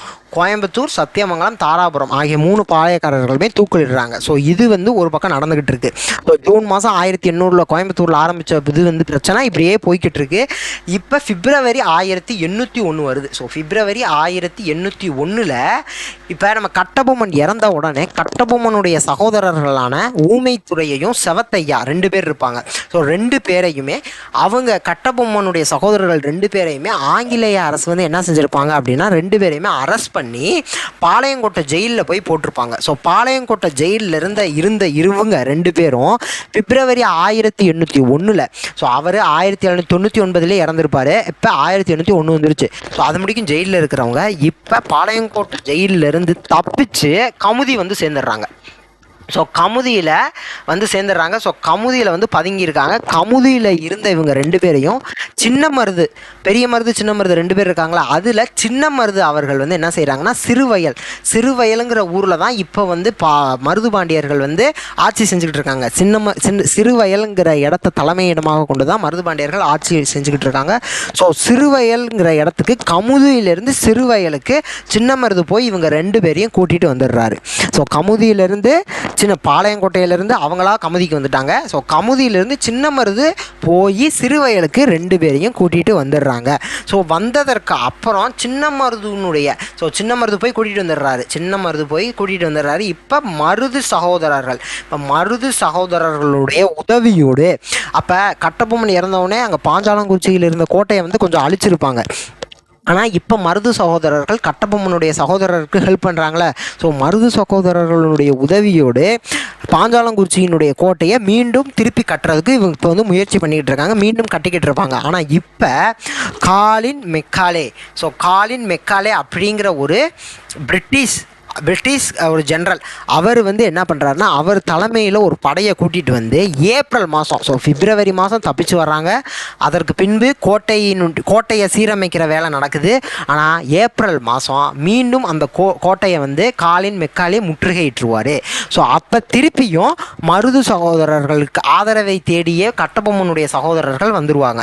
ஸோ இப்போ மருது சகோதரர்கள் உதவியோடு கோட்டை சீரமைக்கப்படுகிறதா. ஆனால் காலின் மெக்காலே என்ன செஞ்சுட்டாரு, அந்த கோட்டையை திருப்பி முற்றுகையிட்டார். அப்போ திருப்பி ஊமைத்துறைக்கும் செவத்தையாவுக்கும் வேற வழி இல்லை. அதனால் திருப்பி மருது சகோதரர்கள்கிட்டயே அடைக்கலம் கேட்டு திருப்பி சிவகங்கை வந்துடுவாங்க. ஆனால் இப்போ இந்த 2 பேரும் இப்போ மருது சகோதரர்களுடைய அடைக்கலத்தில் இருக்காங்களா, அவங்க 2 பேரையும் எங்ககிட்ட கொடுத்துருங்க அப்படின்னு சொல்லி ஆங்கிலேயர்கள் கேட்பாங்க. ஆங்கிலேயர்கள் என்ன கேட்பாங்கன்னா எங்ககிட்ட அவங்க 2 பேரையும் ஊமைத்துறையையும் செவத்தையாவையும் எங்ககிட்ட கொடுத்துருங்க அப்படின்னு சொல்லி கேட்பாங்க. ஆனால் மருது சகோதரர்கள் அதை ஒத்துக்க மாட்டாங்க, நாங்கள் கொடுக்க முடியாது அப்படின்னு சொல்லிடுவாங்க. ஸோ அதனால் மருது சகோதரர்கள் மேலே இப்போ இந்த காரணத்தை யூஸ் பண்ணி போர் தொடுக்குறாங்க. ஸோ அந்த போரை முன்னெடுத்து நடத்தினவங்க கர்னல் அக்னியூ, கர்னல் இன்னஸ். ஸோ இத்தனை தடவையுமே ஒருத்தவங்க தான் பார்த்தோம். ஸோ இப்போ கட்டபொம்மனை பொறுத்த முடிக்கும் மேஜர் பேனர்மேன் யாரோட இது பண்ணாங்க அப்படின்னா அந்த பிரிட்டிஷ்காரவங்க யாரோட சண்டை போட்டாங்கங்கிற பேரை வச்சுக்கணும். ஸோ கட்டபொம்மனை பொறுத்த முடிக்கும் மேஜர் பேனர்மேன். இதே இது முத்துவடுகநாதர் வேலுநாச்சியார் அவர்களுடைய மனைவி, அப்படியே அவங்க யார் சண்டை போட்டாங்கன்னா அவங்க வந்து பேன்ஜோர், அவங்க வந்து பேன்ஜோர். இப்போ இவங்களை பார்க்குறோம். இப்போ வந்து மருது பாண்டியர்களை பார்க்குறப்ப மருது பாண்டியர்களோடு எதிர்த்து சண்டை போட்ட ஆங்கிலேய அதிகாரிகள் யார் அப்படின்னா கர்னல் அக்னியூ மற்றும் கர்னல் இன்னஸ். கர்னல் அக்னியூ மற்றும் கர்னல் இன்னஸ் அப்படிங்கிற 2 பேர் வந்து இப்போ வந்து இவங்களை எதிர்த்து சண்டை போடுறாங்க. ஸோ அப்போ யாரோட சண்டை போடுறாங்க அப்படின்னு அந்த பிரிட்டிஷ் அதிகாரிகள் மேட்ச்சில் கேட்கலாம். ஸோ அதனால் அவங்க பேரை ஞாபகம் வச்சுக்கணும்.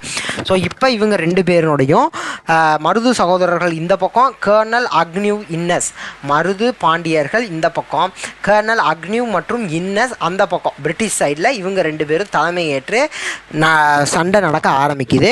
இந்த சமயத்தில் தான் ஜூன் 1801 இவர் வந்து ஒரு விடுதலைக்காக ஒரு பிரகடனத்தை வெளியிடுறாரு. ஸோ அதுதான் திருச்சிராப்பள்ளி பேரறிக்கைன்னு சொல்லுவாங்க. திருச்சிராப்பள்ளி ப்ரொக்ளமேஷன், அதாவது விடுதலையை முன்னெடுத்தி ஒரு பிரகடனத்தை வெளியிடுறாரு. அதுதான் திருச்சிராப்பள்ளி பேரறிக்கை. நாங்கள் வந்து இப்படி விடுதலை எங்களுக்கு வேணும் அப்படிங்கிற மாதிரி ஒரு இதை வந்து அறிக்கையை வெளியிடுறாரு. ஸோ இந்த பேரறிக்கை தான் இந்தியாவில் விடுதலைக்காக வெளியிடப்பட்ட முதல் பேரறிக்கை அப்படின்னு சொல்கிறாங்க. ஸோ இதற்கு முன்னாடி யாருமே இப்படி ஒரு பிரகடனத்தை வெளியிட்டது கிடையாது. ஸோ இதுதான் திருச்சிராப்பள்ளி பேரறிக்கை தான் முதல் பேரறிக்கை. ஸோ அதையும் ஞாபகம் வச்சுக்கணும். இப்போ இது வந்து 1801 ஜூன் மாதம் வந்து வெளியிடப்பட்டது. ஸோ அப்போ அந்த எப்படி வெளியிட்டாங்கன்னா ஒரு 2 இடத்துல வந்து ஒட்டி வைப்பாங்க. நவாப் திருச்சியில் இருந்த நவாப் கோட்டையினுடைய மதில் சுவர்லையும் ஸ்ரீரங்கம் கோயிலினுடைய சுற்றுப்புற சுவர்லையும் 2 இடத்துலையும் ஒட்டி வச்சு நாங்கள் இப்படி பேரறிக்கை வெளியிடுறோம் அப்படிங்கிறத தெரிவிப்பாங்க. ஸோ இந்த 1801 பேரறிக்கை மூலியமாக இனம், மதம், மொழி முதலிய எல்லா வேறுபாடுகளையுமே கடந்து ஆங்கிலேயர்களுக்கு எதிராக நம்ம வந்து ஒன்று சேரணும் அப்படின்னு சொல்லி தான் வெளியிட்டிருப்பாங்க.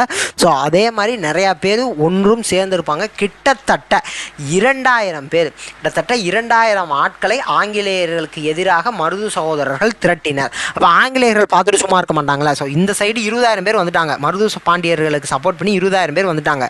அப்போ இந்த பக்கம் பிரிட்டிஷ்காரங்க என்ன செய்கிறாங்கன்னா வங்காளம், பெங்கால், சிலோன் அப்படிங்கிறது இன்றைய ஸ்ரீலங்கா, அடுத்து மலேயா அப்படிங்கிறது இன்றைக்கி மலேசியா, இந்த ஏரியாவில் இருந்த ஆங்கிலேய படைகளை வந்து விரைந்து இந்த ரீஜியன் சிவகங்கை, ராமநாதபுரம் இந்த ஏரியாவுக்கு வரணும் அப்படின்னு சொல்லி இவங்க 3 பேரில் இருந்த படையை கூட்டிகிட்டு இங்கே வாங்க அப்படின்னு சொல்லி ஒரு ஆர்டர் பாஸ் பண்ணுறாங்க. இதே டயத்தில் புதுக்கோட்டை மற்றும் எட்டயபுரம் அரசர்களும் ஆங்கிலேயர்களோடு நிற்கிறாங்க. தஞ்சாவூருமே ஆங்கிலேயர்களுக்கு சப்போர்ட் பண்ணிட்டு நிற்கிறாங்க. ஸோ அதாவது ஆங்கிலேயர்கள் வந்து பிரித்தாளும் கொள்கையை யூஸ் பண்ணியிருப்பாங்க. ஸோ ஆங்கிலேயர் வந்து டிவைட் அண்ட் ரூல் பாலிசி, இப்போ வந்து டிவைட் அண்ட் ரூல் பாலிசி பிரித்தாளும் கொள்கை மூலிமா இங்கே இருந்த இருந்த பாளையக்காரர்களெல்லாம் ஈஸியாக பிரிச்சுட்டாங்க. ஸோ அதுதான் காரணம்.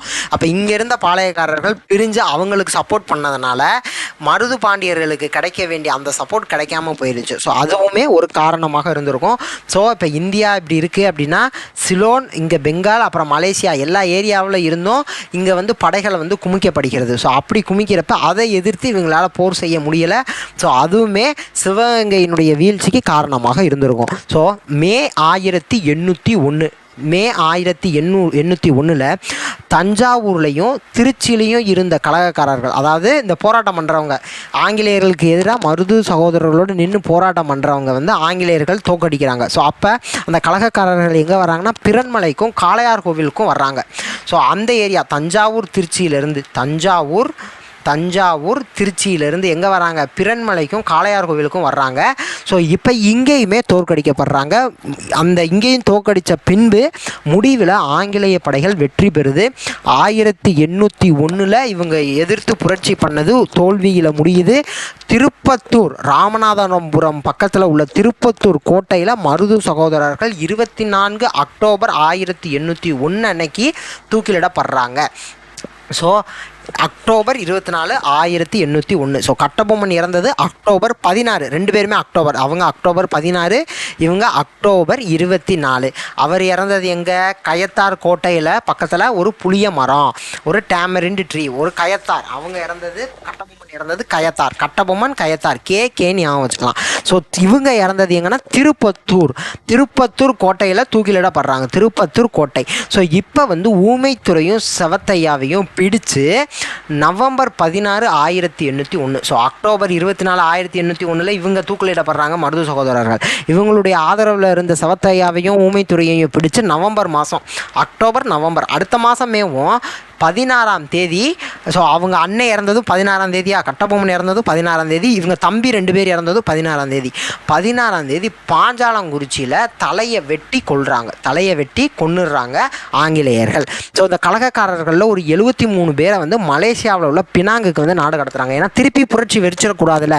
ஸோ அதனால ஒரு 73 பேரை கலகக்காரர்கள் வந்து மலேசியாவில் உள்ள பினாங் அப்படிங்கிற ஒரு இடத்துக்கு நாடு கடத்துறாங்க. ஸோ இது வந்து சவுத் இந்தியன் ரிபெலியன், தென்னிந்திய புரட்சி. மருது சகோதரர்கள் நடத்திய இந்த புரட்சி, இந்த கழகம் வந்து தென்னிந்திய புரட்சி அப்படின்னு சொல்லி அழைக்கிறாங்க. ஸோ இது ஞாபகம் வச்சுக்கணும். தென்னிந்திய புரட்சிங்கிறது யாருடைய கழகம் அப்படின்னா மருது சகோதரர்கள் வந்து போராடினது தான் தென்னிந்திய புரட்சி அப்படின்னு சொல்லி அழைக்கிறாங்க.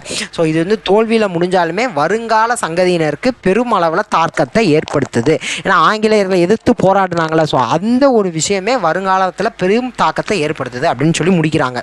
ஸோ அடுத்து கர்நாடக உடன்படிக்கை 1801. ஸோ என்ன அப்படின்னு பார்த்தோம்னா 1799 கட்டபொம்மனை கொள்கிறாங்க. 1801 ஊமைத்துறை செவத்தையா மருது பிரதர்ஸ் எல்லாரையுமே கொன்னுடுறாங்க. ஸோ அதற்கு பின்பு இந்த தமிழகத்தில் இருந்த இங்கே இப்போ இருங்க நிறைய பேரை வந்து அவங்க வந்து எதிர்த்து போராடினவங்களை எல்லாத்தையுமே ஓரளவுக்கு கட்டுப்படுத்தி உள்ளே கொண்டு வந்துட்டாங்க. ஸோ அதற்கு பின்பு 1801 ஜூலை 31, இந்த தேதியை வச்சுக்கணும். 1801 ஜூலை 31 ஒரு உடன்படிக்கை போடுறாங்க. அந்த உடன்படிக்கையின் பேரில் என்ன ஆகுது அப்படின்னு பார்த்தீங்கன்னா ஆங்கிலேயர்களுக்கு தமிழகம் மற்றும் பாளையக்காரர்கள் இந்த எல்லாமே, ஸோ தமிழகம் முழுவதுமே அவங்களுக்கு ஒரு நேரடி அதிகாரம் கிடைக்கிது. ஸோ தமிழகம் முழுவதுமே ஆங்கிலேயர்களுக்கு 1801 கர்நாடக உடன்படிக்கையில் வந்து நேரடியாக அதிகாரம் கிடைக்கிது. இனிமேல் தமிழ்நாடு ஃபுல்லாகவே ஆங்கிலேயர்களுடைய கட்டுப்பாட்டுக்கு போகுது. அதற்கு பின்பு என்ன ஆகுதுன்னா பாளையக்காரர் முறையை வந்து முடிவுக்கு கொண்டு வரணும்னு நினைக்கிறாங்க. ஏன்னா ஆங்கிலேயர்களுக்கு பாளையக்காரர்கள் பெரும் அளவில் வந்து தொந்தரவு கொடுத்துக்கிட்டே இருந்ததை ஆங்கிலேயர்கள் நினச்சாங்க. அதனால் பாளையக்காரர் முறையை வந்து முடிவுக்கு கொண்டு வராங்க. அப்போ அவங்களுடைய கோட்டைகளையும் அவங்களுடைய படைகளுமே கோட்டைகளை வந்து இடிக்கிறாங்க. ஏன்னா கோட்டைன்னு ஒன்று இருந்தால் தானே அந்த கோட்டையை கைப்பற்றணும்னு சொல்லி திருப்பி பாளையக்காரர்கள் எழுந்து திருப்பி அதை வந்து போராடுவாங்க. அப்போ கோட்டையவே இடிச்சிருவோம்னு சொல்லி கோட்டையை இடிச்சிடுறாங்க. அப்போ அவங்களுடைய படைன்னு ஒன்று இருந்துச்சுன்னா திருப்பி அவங்க ஆர்கனைஸ் பண்ணுறதுக்கு ஈஸியாக இருக்கும். அந்த படைன்னு ஒன்று இருந்துச்சுனாலே அதை திருப்பி வந்துடுவாங்க சண்டைக்கு. அதனால் அந்த படையையும் கலைச்சிடுறது. ஸோ அந்த படையையும் கலைச்சிடுறாங்க. ஸோ இப்படி தான் அந்த பாளையக்காரர்கள் முறை வந்து ஒழிக்கப்படுகிறது. 1801 கர்நாடக உடன்படிக்கை. ஸோ என்ன கேட்பாங்கன்னா பாளையக்காரர் முறை எந்த இதில் வந்து ஒழிக்கப்பட்டது அப்படின்னா 1801 கர்நாடக உடன்படிக்கையின் பேரில் வந்து பாளையக்காரர் முறை வந்து ஒழிக்கப்படுகிறது. அதனுடைய தேதி ஜூலை 31. அவர்களுடைய பாளையக்காரர்களுடைய கோட்டையுமே இடிக்கப்படுகிறது. அந்த படைகள் எல்லாமே கலைக்கப்படுகிறது. ஸோ அதற்கு பின்பு தீரன் சின்னமலையை பார்க்க போகிறோம். தீரன் சின்னமலை அவர்களுடைய காலகட்டம் 1756 to 1805. தீர்த்தகிரி அப்படிங்கிறது தான் தீரன் சின்னமலையினுடைய உண்மையான பேர். தீர்த்தகிரி தான். ஸோ இந்த சின்னமலை அப்படிங்கிற பேர் எப்படி வந்துச்சு அப்படின்னா அதற்கு ஒரு கதை இருக்குது. ஸோ திப்பு சுல்தான் அவர்களுடைய திவானான முகமது அலின்னு ஒருத்தவர் இருக்கார். ஸோ இந்த முகமது அலி என்ன செய்கிறாரு அப்படின்னா இந்த ஏரியாவில் இந்த கொங்கு ரீஜியன், தீரன் சின்னமலை வந்து கொங்கு ரீஜியனை சேர்ந்தவர். ஸோ அந்த கோயம்புத்தூர் அந்த ஏரியாவில் வரி வசூலிச்சுட்டு போகிறப்ப இந்த தீர்த்தகிரி இந்த தீரன் சின்னமலை வந்து அந்த வரி பணத்தை வந்து கொள்ளையடிச்சிடுறாரு. அப்போ கொள்ளையடிச்சிட்டு நீங்கள் போய் உங்கள் முகமது அலிகிட்ட சொல்லுங்கள் என்ன அப்படின்னா, அதாவது முகமது அலிகிட்ட சொல்கிறாரு.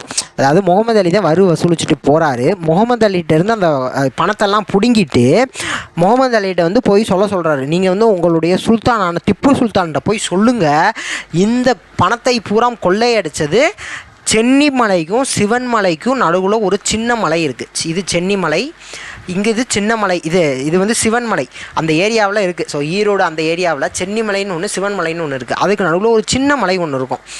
ஸோ இது சென்னிமலை, இது சிவன்மலை அப்படின்னா அதுக்கு நடுவில் 2 மலைக்கு நடுவில் ஒரு மலை சின்ன மலைன்னு இருக்கும். அந்த சின்ன மலை தான் இதை கொள்ளையடிச்சிருச்சு அப்படின்னு போய் உங்களுடைய சுல்தான்கிட்ட போய் சொல்லுங்க அப்படின்னு சொல்லி அனுப்பிடுவார். ஸோ அன்றையிலிருந்து தான் இவருடைய பெயர் வந்து சின்ன மலை அப்படின்னு சொல்லி அழைக்கப்படுறாங்க. ஸோ தீரன் அப்படிங்கிறது ஒரு வீரம் அப்படிங்கிறதுக்கான ஒரு பெயர். ஸோ அதனால் தீரன் சின்னமலை அப்படின்னு சொல்லி அழைக்கிறாங்க. ஸோ இவருக்கும் சிலம்பு வில்வித்தை எல்லாமே தெரியும். இவருக்கு ஃப்ரெஞ்சுக்காரங்க நிறையா சப்போர்ட் பண்ணியிருப்பாங்க. ஏன்னா இவர் வந்து ஆங்கிலேயர்களை எதிர்த்ததுனால ஃப்ரெஞ்சுக்காரங்க வந்து இவருக்கு நிறைய போர் பயிற்சிகள்லாம் வழங்கியிருப்பாங்க.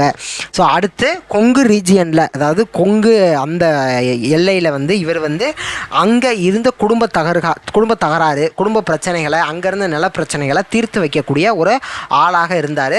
ஸோ அதுக்கப்புறம் நான் சொன்ன கதை தான். அந்த முகமது அலி வந்து திவான் முகமது அலி வந்து வரி வசூலிச்சுட்டு போகிறாரு, அதை இவர் கொள்ளையடிச்சிடறாரு. உங்களுடைய டிப்பு சுல்தான்கிட்ட போய் நீங்கள் போய் சொல்லுங்கள் அப்படின்லாம் சொல்கிறாரு.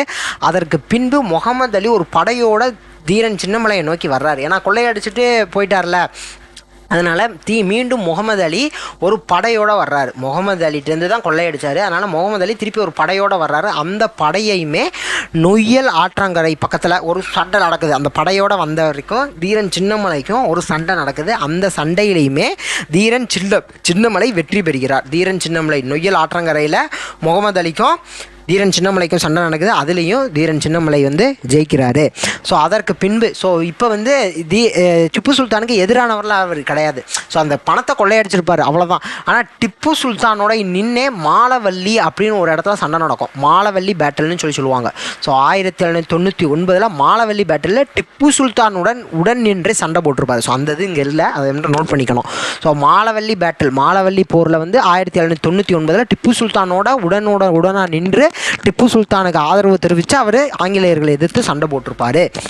ஸோ அதற்கு பின்பு டிப்புவினுடைய மறைவுக்கு பிறகு, ஸோ டிப்பு சுல்தான் அதுக்கப்புறம் இறந்துருவார். அதற்கு பின்பு இவர் வந்து ஆங்கிலேயர்களோட எதிர்த்து போராடினார். அப்போ வந்து ஓடா நிலை அப்படின்னு சொல்கிறாங்க. அந்த ஒரு இடத்துலையே நின்று அங்கேயே ஒரு கோட்டையை கட்டி அந்த இடத்துலையே நின்றே சண்டை போடுறது. நான் எங்கேயுமே ஓட மாட்டேன், எங்கேயுமே போக மாட்டேன், நான் அந்த இடத்துல, அதே ஓடா நிலைன்னா என்ன அர்த்தம், நான் ஓடாமல் ஒரே இடத்துல நிலையாக நின்று அந்த இடத்துலையே நான் ஆங்கிலேயர் எதிர்த்து சண்டை போடுறேன் அப்படின்னு சொல்லி அந்த இடத்துல சண்டை போட்டிருப்பாரு. அதனால தான் அந்த இடம் வந்து ஓடா நிலை அப்படின்னு சொல்லி அழைக்கப்படுகிறது. ஸோ அந்த இடத்துல நின்று சண்டை போட்டிருப்பாரு. ஸோ அதற்கு பின்பு கொரில்லா வார்ஃபேரும் இவருக்கு தெரியும். ஸோ கொரில்லா வார்ஃபேர்னா என்னன்னா, பதுங்கி யார் கண்ணுக்குமே தெரியாமல் பதுங்கி நின்று அங்கே ஒன்று அங்கே ஒரு இடம் நின்று அப்படியே சண்டை போடுறது. ஸோ அந்த முறைகளுமே இவர் கையாண்டார் அப்படின்னு சொல்கிறாங்க. ஸோ ஓடா நிலை வந்து டிப்புவனுடைய இறப்பிற்கு பின்பு ஒரு கோட்டையை கட்டிட்டு அந்த இடத்துல நின்று ஆங்கிலேயருக்கு எதிராக சண்டை போட்டது ஓடா நிலை பேட்டில். ஸோ ஓடா நிலை அங்கே முடிஞ்சிருச்சு. அதற்கு பின்பு இவர் கொரில்லா வார்ஃபேரும் இவருக்கு தெரியும். ஸோ கொரில்லா போர் முறைகளுமே இவர் யூஸ் பண்ணியிருக்காரு அப்படிங்கிற ஒரு ஸ்டேட்மெண்ட் வருது. ஸோ அதற்கு பின்பு இவருடைய சகோதரர்களையும் ஆங்கிலேயர்கள் வந்து கைது செய்து ஜெயிலில் போட்டுருவாங்க. ஜெயிலில் போட்டப்போ வந்து என்னென்னா, நீங்கள் வந்து ஆங்கிலேய ஆட்சியை ஏற்றுக்கோங்க அப்படின்னு சொல்லுவாங்க. ஆனால் இவர் வந்து அதற்கு ஒத்துக்க மாட்டார். என்னால் ஆங்கிலேய ஆட்சியை ஏற்றுக்க முடியாது அப்படின்னு சொல்லி உறுதியாக இருப்பார். அதனால் இவரை வந்து 1805 ஜூலை 31 அன்னைக்கு சங்ககிரி கோட்டையில், ஸோ இவர் உண்மையான பேர் தீர்த்தகிரி, அப்போ கிரின்னு வருதா, இதை வச்சு ஞாபகம் வச்சுக்கணும். கிரின்னு வரும். ஸோ கட்டபொம்மன் தூக்கிலிடப்பட்டது கயத்தார், மருது சகோதரர்கள் திருப்பத்தூர், அதுக்கப்புறம் கட்டபொம்மனுடைய சகோதரர்களான ஊமைத்துறை செவத்தையா தலை துண்டிக்கப்பட்ட இடம் பாஞ்சாலங்குறிச்சி. தீரன் சின்னமலை வந்து சங்ககிரி கோட்டை. தீரன் சின்னமலை என்னது, சங்ககிரி கோட்டையில் அவங்கள தூக்கிலிடுறாங்க 1805 ஜூலை 31. இந்த ஜூலை 31ங்கிற தேதி இப்போ தான் பார்த்தோம். கர்நாடக உடன்படிக்கை எப்போ நடந்துச்சு, 1801 ஜூலை 31 தேதி தான் நடந்துச்சு. ஜூலை 31 தேதி தான் நடந்துச்சு. இது வந்து 1805 ஜூலை 31 தான் இவரை வந்து தூக்கிலிடுறாங்க. ஸோ இவர் வந்து கொரில்லா வார்ஃபேர் யூஸ் பண்ணி ஒவ்வொரு இடமா தப்பிச்சு போய்கிட்டு இருப்பார். அப்போ இவரை எப்படி பிடிச்சிருப்பாங்க அப்படின்னா, இவருடைய சமையல் உதவியாளர், இவருக்கு சமைச்சு தர்ற ஒருத்தவர் நல்லப்பன் அப்படிங்கிற ஒருத்தவர் தான் காட்டி கொடுத்துருப்பாரு. ஸோ நல்லப்பன் காட்டி கொடுத்ததுனால தீரன் சின்னமலை இவருடைய ஆங்கிலேயர் கைகளில் பிடிபடுறாரு. ஸோ அடுத்து நம்ம என்ன பார்க்க போகிறோம் அப்படின்னா, வேலூர் புரட்சி 1806. தென்னிந்தியாவில் பாளையக்காரர்கள் எல்லாத்தையும் ஒடுக்கி அந்த இடத்த கைப்பற்றுவதற்கு முன்பாகவே 1792 டிப்பு சுல்தானோட ஏற்பட்ட போரில் வந்து சேலமும் திண்டுக்கலும் ஆங்கிலேயர்களுக்கு கிடச்சிருக்கும். அந்த போரின் முடிவில் சேலமும் திண்டுக்கலும் ஆங்கிலேயர் கைகளில் போயிருக்கும். அதே மாதிரி 1799 அதே மாதிரி தான் திருப்பி ஆங்கிலோ மைசூர் போர், இங்கேயும் திப்பு சுல்தானோட நடந்த போரில் தான் ஆங்கிலோ மைசூர் போரின் முடிவில் கோயம்புத்தூர் ஆங்கிலேயர்களுக்கு கிடச்சிருக்கும். அப்போ 1798. ஸோ இது வந்து 1792, இது வந்து 1799. இது ரெண்டும் டிப்பு சுல்தானுடன் போரில் கிடைச்ச இடங்கள். சேலம், திண்டுக்கல், இங்கே வந்து கோயம்புத்தூர். இப்போ 1798 தஞ்சாவூர் அரசரை வந்து அவருடைய உரிமையை வந்து கொஞ்சம் குறைச்சி அவங்கள வந்து கப்பம் கட்டும் நிலைக்கு தள்ளப்பட்டிருப்பாங்க. ஸோ ஆங்கிலேயர்கள் வந்து தஞ்சாவூர் அரசரை வந்து கப்பம் கட்டும் நிலைக்கு, வரி கட்டும் நிலைக்கு தள்ளப்பட்டிருப்பாங்க. அதற்கு பின்பு நம்ம இப்போ பார்த்த பாளையக்காரர் புரட்சியில் தான் ஸோ கட்டபொம்மன் அவர்கள் வந்து 1799 தூக்கிலிடப்படுகிறாங்க. ஸோ அதன் மூலியமாக பாஞ்சாலங்குறிச்சி கைப்பற்றுறாங்க. அதே மாதிரி மருது சகோதரர்கள் 1801, அதன் மூலியமாக அது சிவகங்கை, ராமநாதபுரம் உள்ளிட்ட இடங்கள் வந்து இவங்களுக்கு கிடைக்கிது. ஸோ இப்போ என்ன அப்படின்னு பார்த்தோம்னா ஆற்காடு நவாப் மேலே, ஸோ ஆற்காடு நவாப், ஸோ இப்போ முடிக்கும் இந்தந்த இடங்கள்லாம் இவங்களுக்கு கிடச்சிருச்சு. இப்போ வந்து கட்டபொம்மனும் இங்கே வந்துட்டார். இந்த இடத்துல இந்த வரிசையில் கட்டபொம்மன் அவர்களுடைய இடமும் மருது சகோதரர்கள் அவர்களுடைய இடமும், மருது பாண்டியர்கள் அவர்களுடைய இடமும் அவர்களுடைய ஆண்ட பகுதியும் இப்போ ஆங்கிலேயர் கைகளுக்கு போயிடுச்சு. ஆனால் இப்போ வந்து என்ன பண்ணுறாங்க அப்படின்னா ஆற்காடு நவாபை விசுவாசமற்றவர் அப்படின்னு சொல்லி குற்றம் சுமத்தி, ஏன்னா ஆற்காடு நவாப் தான் இந்த பாளையக்காரர்கள்ட்ட வரி வசூலிக்கிற உரிமையை ஆங்கிலேயருக்கு கொடுத்துருப்பாங்க. அப்போ அப்படி வரி வசூலிக்கிறப்ப தான் இவ்வளோ பிரச்சனைகளும் வருது. இப்படி பாளையக்காரர்கள்ட்ட வரி வசூலிக்கிறப்ப தானே பிரச்சனை ஆகுது. ஸோ அதனால் ஆற்காடு நவாப் மேலே நீங்கள் விசுவாசமற்றவன்னு சொல்லி குற்றம் சுமத்தி அவங்கள வந்து 1801 ஒரு உடன்படிக்கைக்கு கொண்டு வர்றாங்க. அந்த உடன்படிக்கையின்படி north Arcot, south Arcot, Trichy, Madurai, Tirunelveli TMT இந்த ஒரு 3 இடம் கிடைக்கிது. அதுபோக வட ஆற்காடும் தென் ஆற்காடும் ஆங்கிலேயர்கிட்ட வந்து சேருது. ஸோ அடுத்து என்ன அப்படின்னு பார்த்தோம்னா இந்த 1806 புரட்சிக்கு முன்னாடி என்னென்ன இடங்கள் அவங்க கைப்பற்றியிருக்காங்க அப்படின்னு சொல்லி ஒரு இதை மட்டும் கொடுத்துருக்காங்க. அடுத்து என்ன, இந்த 1806 புரட்சிக்கு என்ன காரணம் அப்படின்னு சொல்லி கொடுத்துருக்காங்க. ஸோ இவ்வளவு எதிர்ப்புகள் வந்துச்சு. கட்டபொம்மன் அவர்கள் எதிர்த்தாங்க, வேலு நாச்சியார், மருது சகோதரர்கள் எல்லாமே இது பண்ணதுக்கு அப்புறமும், இவ்வளவு எதிர்ப்பு வந்ததுக்கு அப்புறமும் அங்கே இருந்த எல்லாத்தையுமே இவங்க கட்டுப்படுத்திட்டாங்க. ஆங்கிலேயர்கள் எல்லாத்தையுமே கட்டுப்படுத்திட்டாங்க. இருந்தாலும் அங்கே இருந்த சிற்றரசுகள் வந்து ஆங்கிலேயருக்கு இன்னுமே எதிராக தான் இருக்காங்க. அவங்கள எப்படியாவது நம்ம எதிர்க்கணும் அப்படின்னு சொல்கிற அந்த எண்ணத்தோடு தான் இருக்காங்க. ஸோ அதனுடைய விளைவாக தான் 1806 வேலூர் புரட்சி தொடங்குது. ஸோ 806 புரட்சிக்கு நிறைய காரணங்கள் இருந்தாலும் இதுவும் ஒரு காரணம். எல்லாரையும் அடக்குனதுக்கு பின்பும் அந்த சிற்றரசுகள் வந்து ஒரு எதிர்ப்போடு தான் இருக்காங்க. அந்த மனநிலையில் இருக்கிறதுனால இந்த 1806 வேலூர் புரட்சிக்கு அதுவும் ஒரு காரணமாகுது. ஸோ இந்த புரட்சியினுடைய இறுதி நிகழ்வு, புரட்சி நடந்துகிட்டு இருக்கு, 1806 புரட்சி நடந்துகிட்டு இருக்கு. அதனுடைய இறுதி நிகழ்வு வந்து என்ன இருக்குன்னா, இவங்க இந்த ஆங்கிலேயர் ஆட்சியவே நம்ம வந்து தூக்கி எரிஞ்சிடணும் அப்படிங்கிறத தான் நோக்கமாக கொண்டு இந்த புரட்சி நடக்குது. ஸோ 1806 புரட்சியினுடைய இறுதி நிகழ்வு அந்நிய ஆட்சியை வந்து தூக்கி எறியணும் அப்படிங்கிற நோக்கத்தோடு தான் நடத்துகிறாங்க. ஸோ என்னென்ன காரணங்கள் அப்படின்னு ஒவ்வொன்றா பார்க்க போகிறோம்.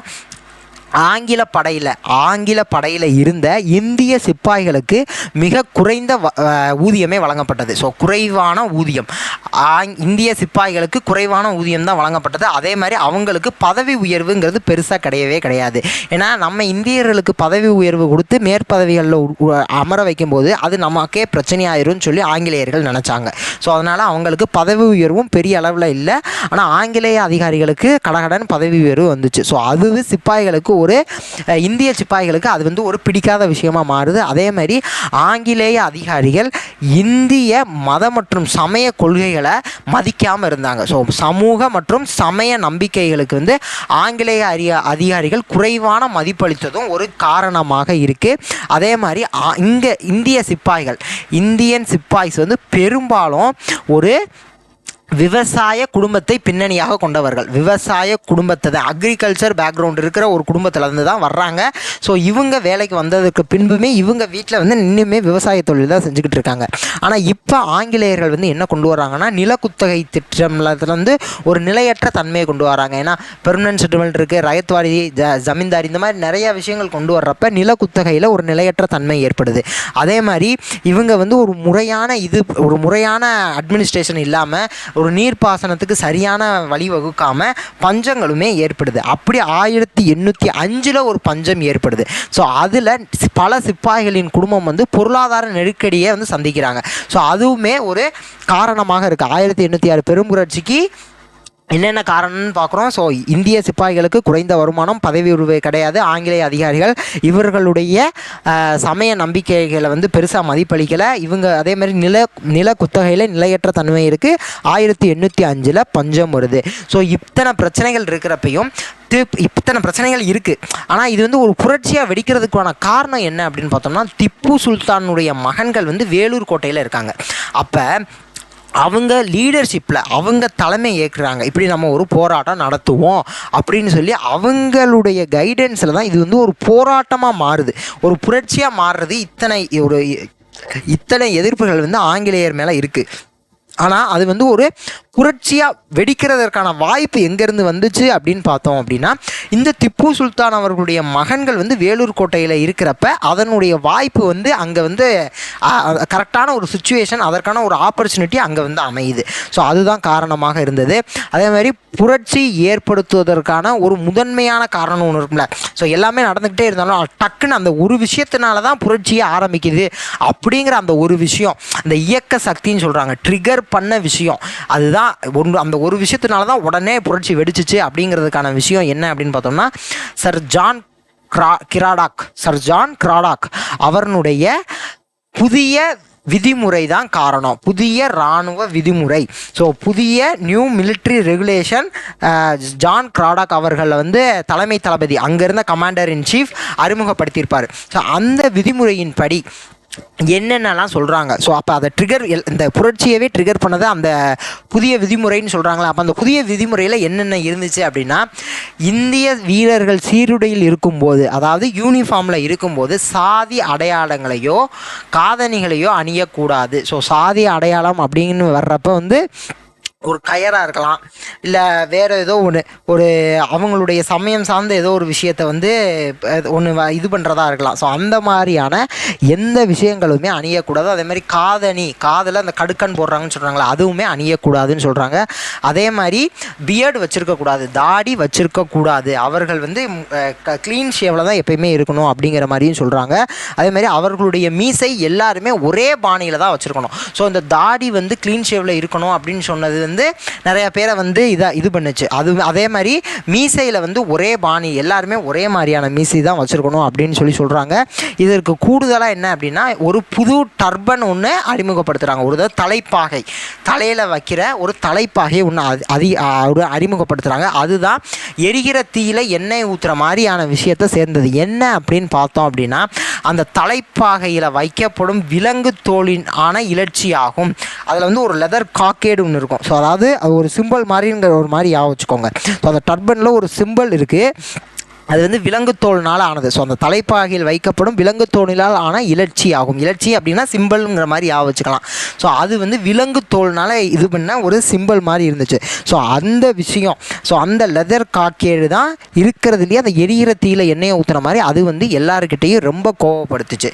ஸோ இந்த தலைப்பாகையை பற்றி நிறையா பேர் வந்து எதிர்ப்பு தெரிவித்தாலும் ஆங்கிலேயர்கள் பெரிய அளவில் கண்டுக்கலை. ஸோ இப்போ புரட்சி வெடிக்குது. ஜூலை 10 1806 அதிகாலையில் ஏவும் முதல் மற்றும் 23ஆம் படைப்பிரிவுகளை சேர்ந்த இந்திய சிப்பாய்கள் தான் இந்த புரட்சியை முதல்ல தொடங்குறாங்க. அப்போ புரட்சி நடந்த நாள் என்னன்னு கேட்பாங்க. ஜூலை 10 1806, ஜூலை 10 1806 புரட்சியை தொடங்கியது முதலாம் மற்றும் 23ஆம் படைப்பிரிவு, முதலாம் மற்றும் 23ஆம் படைப்பிரிவு. ஸோ அப்போ கோட்டையில் அந்த காவற் படைக்கு உயர் பொறுப்பு வைத்த கர்னல் ஃபேன்கோட் அப்படிங்கிறவர் தான் முதல்ல சாகிற முதல்ல இந்த புரட்சியாளர்கள் வந்து கொன்னது யாரை அப்படின்னா, அங்கேருந்த காவல் படையில் வந்து ஒரு உயர் பதவி வைத்த கர்னல் ஃபேன்கோட். ஸோ இது கேட்பாங்க, யார் முதலாக பலியானார் அப்படின்னா கர்னல் ஃபேன்கோட். ஸோ அடுத்தது 23ஆம் படைப்பிரிவை சேர்ந்த கர்னல் மீக்கிராஸ் அப்படின்னு சொல்கிறாங்க. ஸோ அடுத்தது வந்து கர்னல் மீக்கிராஸ் அப்படிங்கிறவங்க 23ஆம் படைப்பிரிவு. இவர் வந்து காவற்படையின் உயர் பொறுப்பு வைத்த ஒரு அதிகாரி கர்னல் ஃபேன்கோட் முதலாக இறக்குறாரு. இரண்டாவது வந்து கர்னல் மீக்கிராஸ் அப்படிங்கிறவர் கொல்லப்படுகிறார். ஸோ அடுத்தது கோட்டையை வந்து அந்த கோட்டை வழியாக ஒருத்தவருக்கு வந்து கடந்து போய்கிட்டு இருக்காரு, மேஜர் ஆம்ஸ்ட்ராங் அப்படிங்கிற ஒருத்தவர் வந்து அந்த கோட்டை வழியாக போய்கிட்டு இருக்காரு. அப்போ வந்து இந்த சத்தம் கேட்டு, இந்த துப்பாக்கி குண்டுகளினுடைய சத்தம் கேட்டு என்ன அப்படின்னு சொல்லி பார்க்குறாரு. ஸோ அப்படி அவர் வந்து அப்போ வந்து தடுத்து நிறுத்துறாரு. அந்த போராட்டக்காரர்களை எல்லாத்தையுமே தடுத்து நிறுத்தி என்ன சத்தம் என்ன பண்ணுறீங்க அப்படின்னு கேட்க போனவர் அவரையுமே சுட்டு கொன்னுட்டாங்க. ஸோ அவரையுமே மேஜர் ஆம்ஸ்ட்ராங்குமே துப்பாக்கிகளின் முழக்கத்தை கேட்டார். அப்போ அந்த சூழலை விசாரிக்க, ஸோ என்ன நடக்குது அப்படின்னு விசாரிக்கிறதுக்காக போன அவரையுமே இவங்க வந்து அந்த புரட்சிக்காரர்கள் போராட்டக்காரர்கள் துப்பாக்கியால் சுட்டனர். ஸோ அதுக்கப்புறம் கிட்டத்தட்ட ஒரு 12 பேர் அடுத்த 1 மணி நேரத்துக்குள்ளே இறந்துடுறாங்க. ஸோ அடுத்த 12 பேரை வந்து இந்த புரட்சியாளர்களால் கொல்லப்படுகிறார்கள். ஒரு 12 பேரை 1 மணி நேரத்துக்குள்ளே கொன்னுடுறாங்க. ஸோ அதில் வந்து முக்கியமான ஒரு 2 பேரை கொடுக்குறாங்க, லெஃப்டினன்ட் எல்லியும் லெஃப்டினன்ட் பாம்பாமும். ஸோ எல்லி மற்றும் பாம்பாம், ஸோ இவங்க 2மே பிரிட்டிஷ் மன்னர்னுடைய படைப்பிரிவை சேர்ந்தவர்கள். ஸோ அதாவது மெஜஸ்டி பெட்டாலியன் அப்படின்னு சொல்லுவாங்க. மெஜஸ்டி பெட்டாலியன் அப்படின்னா பிரிட்டிஷ் மன்னர் படைப்பிரிவுன்னு ஒரு படைப்பிரிவு இருக்குது. அதில் வந்து எல்லி மற்றும் பாம்பாம் 2 பேருமே அந்த 12 பேரில் வந்து இறந்தவங்களை இந்த 2 பேருடைய பேர் மட்டும் தனியாக குறிப்பிட்டு சொல்கிறாங்க. ஏன்னா அவங்க வந்து பிரிட்டிஷ் மன்னர் படைப்பிரிவு அப்படின்னு சொல்கிறதுனால அந்த 2 பேரை மட்டும் தனியாக மென்ஷன் பண்ணி சொல்கிறாங்க. ஸோ அதுக்கப்புறம் கில்லஸ்பி அப்படின்னு ஒருத்தர் வர்றாரு. ஸோ இப்போ உள்ளே வந்து கோட்டைக்கு உள்ளே வந்து இப்படி புரட்சிக்காரர்கள் ஆங்கிலேய அதிகாரிகளை சுட்டு கொண்டுக்கிட்டு இருக்காங்க. இப்போ கோட்டைக்கு வெளியில் மேஜர் கூட்ஸ் அப்படின்னு ஒருத்தவர் இருக்கார். அவர் வந்து போய் ஆற்காட்டில், இது வந்து வேலூரில் புரட்சி நடக்குது, ஆற்காட்டில் குதிரைப்படை தளபதியாக இருந்த கர்னல் ஜில்லஸ்பி அப்படிங்கிற ஒருத்தவருக்கு தகவல் கொடுக்குறாரு. ஸோ அங்கே வேலூர் கோட்டையில் இப்படி ஒரு புரட்சி நடக்குது அப்படின்னு சொல்லி தகவல் கொடுக்குறாரு. மேஜர் கூட்ஸ் வந்து கர்னல் கில்லஸ்பிக்கு தகவல் கொடுக்குறாரு. ஸோ அப்போ கேப்டன் யங் அப்படின்னு ஒரு தவறனுடைய கேப்டன் யங் அப்படிங்கிற ஒரு தவறனுடைய கேப்டனுடைய தலைமையில் ஒரு குதிரை படைப்பிரிவோட காலையில் ஒரு 9 மணிக்கெல்லாம் கர்னல் ஜில்லஸ்பி கோட்டை வந்து அடைகிறாரு. ஸோ அதாவது மேஜர் கூட்ஸ் வந்து கோட்டைக்கு வெளியே இருக்கார். கோட்டைக்கு வெளியில் இருந்து கர்னல் ஜில்லஸ்பிக்கு தகவல் கொடுக்குறாரு. அப்போ கர்னல் ஜில்லஸ்பி வந்து கேப்டன் யங் தலைமையில் ஒரு குதிரைப்படையோட கர்னல் ஜில்லஸ்பியும் சேர்ந்து இங்கே வேலூர் கோட்டைக்கு காலையில் ஒரு 9 மணிக்கெல்லாம் வந்து சேர்ந்துடுறாங்க. ஸோ இதற்கு இடையில் வந்து அவர் இப்போ கூட்ஸ் போய் ஜில்லஸ்பியை கூட்டிகிட்டு வர்றாருல. ஸோ இந்த டயத்துக்கு இந்த நடுவில் இந்த இடைப்பட்ட நேரத்தில் என்ன நடக்குது அப்படின்னா, புரட்சிக்காரர்கள் வந்து டிப்புவனுடைய மூத்த மகனான ஃபத்தேக் ஹைதரை வந்து புதிய மன்னராக அறிவித்து மைசூர் சுல்தானுடைய புலிக்கொடியை வந்து கோட்டையில் ஏற்றிட்டாங்க. ஸோ அப்போ வெளியிலேருந்து அவருக்கு ஜில்லஸ்பி வர்றப்பயே அந்த புலிக்கொடியை பார்த்துட்டு இவங்க அறிவித்த அந்த விஷயங்கள்லாம் தெரிஞ்சு அந்த இதெல்லாம் பார்த்து தான் உள்ளே வர்றாரு. ஸோ அப்போ வர்றப்ப இவர் வந்து ஒரு போர் நடக்குது அப்படின்னா அதுக்குன்னு ஒரு விதிமுறைகள் இருக்குது. அந்த போர் விதிமுறைகளை எதையுமே பொருட்படுத்தாமல் ஜில்லஸ்பி வந்து வீரர்களை அப்படியே அந்த புரட்சிக்காரர்களை எல்லாத்தையும் வன்மையாக ஒடுக்கினார். அந்த இரும்பு கரம் கொண்டு ஒடுக்கினார்னு சொல்கிறாங்களா. ஸோ அதுதான். ஸோ என்ன அப்படின்னு பார்த்தோம்னா எல்லாரையுமே பார்க்குறாங்க இருக்கிற எல்லாரையுமே சுட்டு தள்ளுங்க அப்படிங்கிற மாதிரி ஒரு மனப்போக்கோட எந்த போர் விதிகளையுமே மதிக்காமல் ஜில்லஸ்பி வந்து அப்படி ஒரு விஷயத்தில் ஈடுபட்டு அந்த வேலூர் புரட்சியை அடக்கிறாரு. ஸோ இப்போ வந்து இது வந்து நேரில் பார்த்த ஒருவரோட ஸ்டேட்மெண்ட், அந்த கோட்டையிலேருந்து ஒரு நேரில் பார்த்த ஒருவருடைய ஒரு வாய்வழி வாக்கியம் மாதிரியே நமக்கு இப்போ வந்தது தான். என்ன அப்படின்னா, கிட்டத்தட்ட 800 வீரர்கள் வந்து அந்த கோட்டைக்கு உள்ளே வந்து இறந்து கிடந்தாங்க அப்படின்னும், திருச்சியும் வேலூர் 2 இடத்துல மட்டும் கிட்டத்தட்ட 600 வீரர்கள் வந்து விசாரணைக்காக சிறையில் அடைக்கப்பட்டாங்கன்னு சொல்கிறாங்க. ஸோ இது வந்து ஒரு அங்கே நேரில் பார்த்த ஒருவருடைய ஒரு ஸ்டேட்மெண்ட் தான் இது. என்ன அப்படின்னா, கிட்டத்தட்ட 800 வீரர்கள் அங்கே கோட்டையில் பிணமாக கிடந்தாங்க. 600 பேர் வந்து திருச்சியிலையும் வேலூர்லேயும் சிறையில் அடைக்கப்படுறாங்க அப்படின்னு சொல்கிறாங்க. ஸோ அதனுடைய புரட்சிக்கு அப்புறம் என்னென்ன பின்விளைவுகள் நடந்தது அப்படின்னு பார்க்க போகிறோம். ஸோ கிட்டத்தட்ட ஒரு 6 புரட்சிக்காரர்களை பீரங்கியில் வச்சு கொண்டிருக்காங்க. ஸோ பீரங்கியில் வச்சு அப்படியே சுடுறது ஒரு 6 பேர். அதுக்கப்புறம் ஒரு 5 பேரை சுட்டு கொள்வது. ஸோ அடுத்து ஒரு 5 பேரை சுட்டு கொண்டிருக்காங்க. அதற்கப்புறம் ஒரு 8 பேரை தூக்கில் தொங்க விட்டு அதாவது தூக்கிலிடப்பட்டு கொள்கிறாங்க ஒரு 8 பேரை. ஸோ ஃபஸ்ட்டு ஒரு 6 பீரங்கி 5 பேரை சுட்டு கொள்கிறாங்க. அப்புறம் ஒரு 8 பேரை வந்து தூக்கிலிடுறாங்க. அதே மாதிரி டிப்புவனுடைய மகள்கள் வேலூர் கோட்டையிலேருந்து கல்கத்தாவுக்கு மாற்ற உத்தரவிடுறாங்க. ஸோ வேலூர் கோட்டையிலேருந்து அவங்க வந்து கல்கத்தாவுக்கு மாற்றுறாங்க. அதே மாதிரி இந்த போரை வந்து அடக்குனதில் சில அதிகாரிகள் ஈடுபட்டிருப்பாங்களா, அவங்களுக்கு வந்து பணம் பரிசு எல்லாமே கொடுக்குறாங்க. கர்னல் கில்லஸ்பி அதில் முதன்மையானவரில் அவருக்கு வந்து கிட்டத்தட்ட 7000 பக்கோடா வந்து வெகுமதியாக அளிக்கப்படுகிறது. எத்தனை பக்கோடா? 7000 பக்கோடா. பக்கோடானா என்னன்னு சொல்லியிருக்கேன், கோல்டு காயின். ஸோ அப்போ 7000 பக்கோடா இவருக்கு வெகுமதியாக வெகுமதியாக அளிக்கப்படுகிறது. அப்போ அதுக்கப்புறம் என்னென்னா இன்னொரு விஷயம் என்னென்னா ஜான் கிரடாக், அதுக்கு போக இன்னி 2 பேர் யார் யார் அப்படின்னா அட்ஜுடன்ட் ஜெனரல் அக்னியூ மற்றும் ஆளுநர் வில்லியம் பெண்டிக் 3 பேர் தான் புரட்சி நடக்கிறதுக்கு காரணமாக இருந்தவங்க. என்ன அப்படின்னா அந்த நியூ ரெகுலேஷன் இருக்குல்ல, அந்த புதிய விதிமுறைகளை கொண்டு வந்தவர் யார்? சர் ஜான் கிராடாக் அவர். அப்போ அதை வந்து அந்த ட்ரெஸ்ஸு, அந்த காஸ்ட், அந்த யூனிஃபார்ம்லாம் இருக்குல்ல, அந்த டர்பன், அந்த இதில் டிசைன் பண்ணவரில் ஒருத்தவர் யாராக இருந்திருப்பார் அப்படின்னா அக்னியூ இருந்திருப்பார். ஸோ இந்த அக்னியூங்கிறவர் அதில் இருந்திருப்பார். ஸோ அப்போதைய ஆளுநராக யார் இருந்திருப்பார், அப்போதைய கவர்னராக யார் இருந்திருப்பார் அப்படின்னா வில்லியம் பெண்டிக் இருந்திருப்பார். ஸோ இந்த 3 பேரும் தான் இந்த புரட்சிக்கு காரணம் அப்படின்னு சொல்லி இவங்க 3 பேரையும் அவங்களுடைய வேலையிலேருந்து பணி நீக்கம் செஞ்சுட்டு அவங்கள வந்து நீங்கள் இந்தியாவில் இருக்க வேணாம், திரும்பி நீங்கள் இங்கிலாந்துக்கே வந்துடுங்க அப்படின்னு சொல்லி இங்கிலாந்துக்கு வர சொல்லிட்டாங்க. அதே மாதிரி இந்த புதிய இராணுவ விதிமுறைகள் கொண்டு வந்தாங்களா, அதையுமே இனிமேல் கிடையாது அப்படின்னு சொல்லி அதையுமே திரும்ப பெற்று கொள்கிறார்கள். அதற்கப்புறம் இந்த புரட்சியை பற்றிய ஒரு மதிப்பீடு என்ன அப்படின்னு சொல்லி கொடுத்துருக்காங்க. என்ன அப்படின்னா வெளியிலிருந்து எந்த உதவியுமே உடனே கிடைக்கல. ஸோ வேலூர் புரட்சி கோட்டைக்குள்ளே நடக்குது, ஆனால் வெளியிலிருந்து எந்த ஒரு உதவியுமே பெருமளவில் கிடைக்கல. ஸோ அதுதான் இந்த புரட்சி தோல்வி விட்டுறதுக்கான ஒரு முதன்மையான காரணம் அப்படிங்கிற மாதிரி சொல்கிறாங்க. ஸோ அதே மாதிரி இந்த 1வது இதுலேயும் 1வது படைப்பிரிவும் 23வது படைப்பிரிவும் தான் இதை நம்ம தொடங்கினாங்க அப்படின்னு சொல்லி பார்த்தோம். ஸோ அந்த 1வது படைப்பிரிவில் 23வது படைப்பிரிவுலையும் ஒரு 3 நபர்களுடைய பெயர்கள் கொடுத்துருக்காங்க. அதை வந்து நம்ம ஞாபகம் வச்சுக்கணும். இப்போ 23ஆம் படைப்பிரிவில் 2வது பட்டாளத்தை சேர்ந்த, இப்போ 23வது படைப்பிரிவில் 2nd பெட்டாலியன் 23rd ரெஜிமெண்ட், 2வது பட்டாளம், 2வது பட்டாளத்தை சேர்ந்த சுபேதார் ஷேக் ஆடம் மற்றும் ஷேக் ஹமீத், ஜமேதார் ஷேக் ஹுசைன், இவங்க 3 பேர் இந்த புரட்சியை ஒருங்கிணைச்சதில் முக்கியமானவங்க அப்படின்னு சொல்கிறாங்க. இப்போ 23வது ரெஜிமெண்ட்டில் 2வது பட்டாளம், 23வது படைப்பிரிவு 2வது பட்டாளமில் சுபேதார் 2 பேர் சொல்கிறாங்க. யார் யார்? ஷேக் ஆடம் மற்றும் ஷேக் ஹமீத்.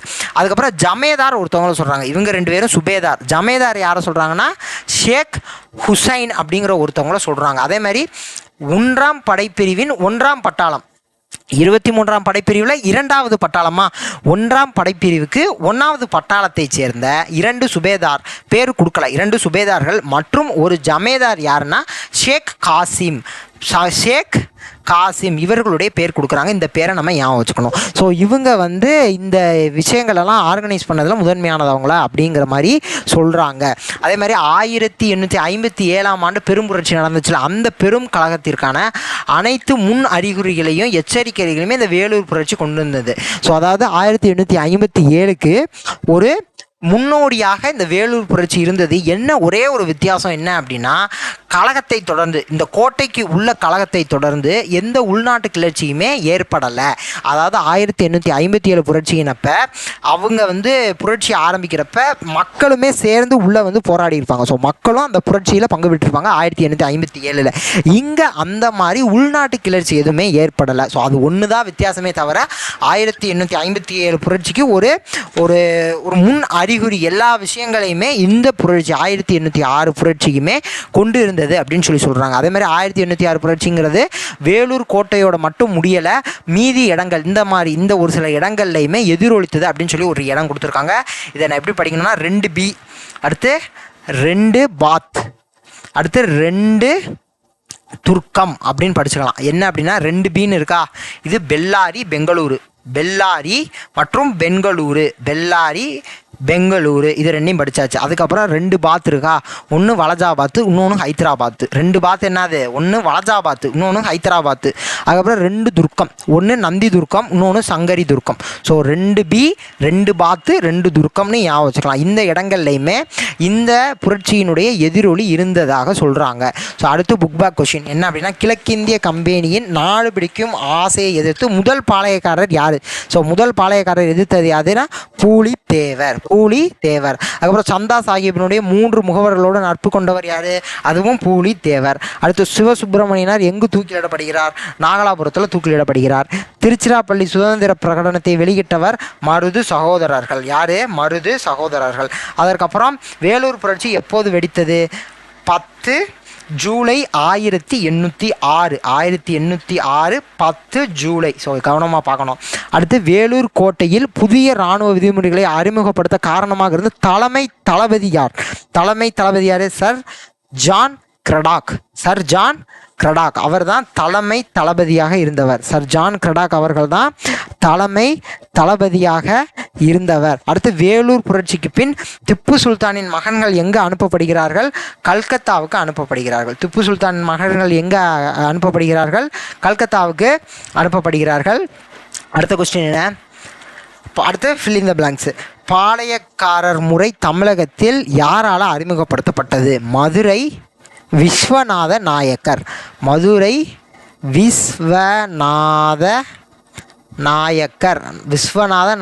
அவர்களால் அறிமுகப்படுத்தப்படுகிறது. வேலு நாச்சியாரும் அவரது மகளும் 8 ஆண்டுகளாக யாருடைய பாதுகாப்பில் இருந்தாங்க அப்படின்னா திண்டுக்கல் விருப்பாச்சிபாளையம் கோபால நாயக்கர் அவருடைய பாதுகாப்பில் தான் 8 ஆண்டுகள் இருக்காங்க. அதுக்கப்புறம் கட்டபொம்மனை சரணடைய கோரும் தகவலை தெரிவிக்க பேனர்மேன் யாரை வந்து அனுப்பி வைக்கிறாரு அப்படின்னா ராமலிங்கனார். ஸோ ராமலிங்கர் அவர்களை அனுப்பி வைக்கிறாங்க. பேனர்மேன் அனுப்பி வச்சார். ஸோ அடுத்து கட்டபொம்மன் எந்த இடத்துல வந்து தூக்கிலிடப்படுகிறார்னா கயத்தார். கட்டபொம்மன் தூக்கிலிடப்பட்ட இடம் வந்து கயத்தார். அடுத்து மருது சகோதரர்களின் புரட்சி பிரிட்டிஷ் குறிப்புகளை என்னன்னு சொல்கிறாங்க அப்படின்னா சவுத் இந்தியன் ரிபெலியன், தென்னிந்திய புரட்சி அப்படின்னு சொல்கிறாங்க. இன்னொரு இடத்துல செகண்ட் பாளையக்காரர் ரிவோல்ட் அப்படின்னு சொல்லியிருப்பாங்க. ஸோ ஆக்சுவலாக சவுத் இந்தியன் ரிபெலியனுங்கிற வார்த்தை டேரெக்டாகவே பிரிட்டிஷ் ரெக்கார்டில் சவுத் இந்தியன் ரிபெலியன் அப்படின்னு இருக்குன்னே ஒரு இடத்துல சொல்லியிருப்பாங்க. இன்னொரு இடத்துலையுமே இது வந்து செகண்ட் பாளையக்காரர் ரிவோல்ட் அப்படின்மே சொல்லியிருப்பாங்க. ஸோ அப்போ வந்து நம்ம என்ன ஆன்சர் நம்ம செலக்ட் பண்ணலாம் அப்படின்னா செகண்ட் பாளையக்காரர் ரிவோல்ட் அப்படிங்கிற ஆப்ஷனையும் சூஸ் பண்ணலாம், சவுத் இந்தியன் ரிபெலியன் சூஸ் பண்ணலாம். ஸோ ஃபஸ்ட்டு ப்ரிஃபரன்ஸ் செகண்ட் பாளையக்காரர் ரிவோல்ட்டுக்கு நம்ம கொடுக்கலாம். ஸோ ஃபஸ்ட்டு ப்ரிஃபரன்ஸ் ரெண்டுமே ஆப்ஷனில் இருந்தால் ஃபஸ்ட்டு ப்ரிஃபரன்ஸ் எதுக்கு கொடுக்கலாம்னா செகண்ட் பாளையக்காரர் ரிவோல்ட் அப்படிங்கிறதுக்கு நம்ம கொடுக்கலாம். ஸோ அடுத்து டேஸ் என்பவர் புரட்சிக்காரர்களால் வேலூர் கோட்டையின் புதிய சுல்தானாக அறிவிக்கப்படுகிறார்னா ஃபட்டேக் ஹைதர், திப்பு சுல்தானுடைய மூத்த மகனான ஃபட்டேக் ஹைதரை தான் அறிவிக்கிறாங்க. அடுத்து சரியான கூற்றை தேர்ந்தெடுக்கவும். பாளையக்காரர் முறை காக்கத்திய பேரரசின் நடைமுறையில் இருந்தது. கரெக்டு. கான் சாஹிப்பின் இறப்பிற்கு பின் பூலித்தேவர் நெற்கட்டும் சேவைகளை 1764 வந்து மீண்டும் கைப்பற்றுகிறார். அதுவுமே கரெக்டு. அடுத்து கம்பெனி நிர்வாகத்திற்கு தகவல் அளிக்காமல் பாளையக்காரர்கள் பேச்சுவார்த்தையில் ஈடுபடுத்தால் யூசுப் கான் வந்து துரோகின் குற்றம் சொந்தப்பட்டு 1764 தூக்கிலிடப்படுகிறார். கரெக்டு. ஸோ இந்த தூக்கிலிடப்பட்டதுக்கு அப்புறம் தான் கான் சாஹிப் இறந்துடுறாரு. அதுக்கப்புறம் 1764 பூலித்தேவர் மீண்டும் நெற்கட்டும் சேவலை கைப்பற்றுகிறார். அடுத்து ஒண்டி வீரன் கட்டபொம்மனின் படைப்பிரிவுகளில் ஒன்றை தலைமையேற்று நடத்தியவர். தப்பு. ஒண்டி வீரன் வந்து பூலித்தேவருடைய படைப்பிரிவுகளை தலைமையேற்று நடத்துகிறார். அப்போ 4th ஸ்டேட்மெண்ட் மட்டும் தப்பு. ஃபஸ்ட்டு, செகண்டு, தேர்டு மூணுமே கரெக்டான ஸ்டேட்மெண்ட். அடுத்த கொஸ்டின். கர்னல் கேம்பல் தலைமையின் கீழ் ஆங்கிலேய படைகள் மகஃபூஸ் கான் படைகளோடு இணைந்து சென்றன. கர்னல் கேம்பல் கிடையாது, கர்னல் ஹீரோன் தலைமையில் ஆங்கிலேய படைகள் மகஃபூஸ் கானோடு இணைந்து சென்றிருக்கும். அப்போ ஃபஸ்ட்டு ஸ்டேட்மெண்ட் தப்பு. காளையார் கோவில் போரில் முத்துவடகநாதர் கொல்லப்பட்ட பின் வேலுநாச்சியார் மீண்டும் அரியணை பெறுவதற்கு மருது சகோதரர் துணை புரிந்தனர். இந்த ஸ்டேட்மெண்ட் கரெக்டு. அடுத்து 3வது ஸ்டேட்மெண்ட் என்ன கொடுத்துருக்காங்க? திண்டுக்கல் கூட்டமைப்புக்கு கோபால நாயக்கர் தலைமையேற்று வழி நடத்தினார். கரெக்டு. அடுத்து காரன்வாலிஸ் மே 1799 கம்பெனி படைகளை திருநெல்வேலியை நோக்கி செல்ல உத்தரவிட்டார். இது தப்பு. கார்ன்வாலிஸ் கிடையாது. இது வந்து வெல்லஸ்லி பிரபு. இது வந்து யாருன்னா வெல்லஸ்லி பிரபு. அப்போ 4th ஸ்டேட்மெண்ட் தப்பு. ஸோ ஃபஸ்ட்டு ஸ்டேட்மெண்ட்டும் 4th ஸ்டேட்மெண்ட்டும் தப்பு. செகண்டும் தேர்டும் கரெக்ட். 2 மற்றும் 3 ஆகியவை சரி. அடுத்து பூலித்தேவர்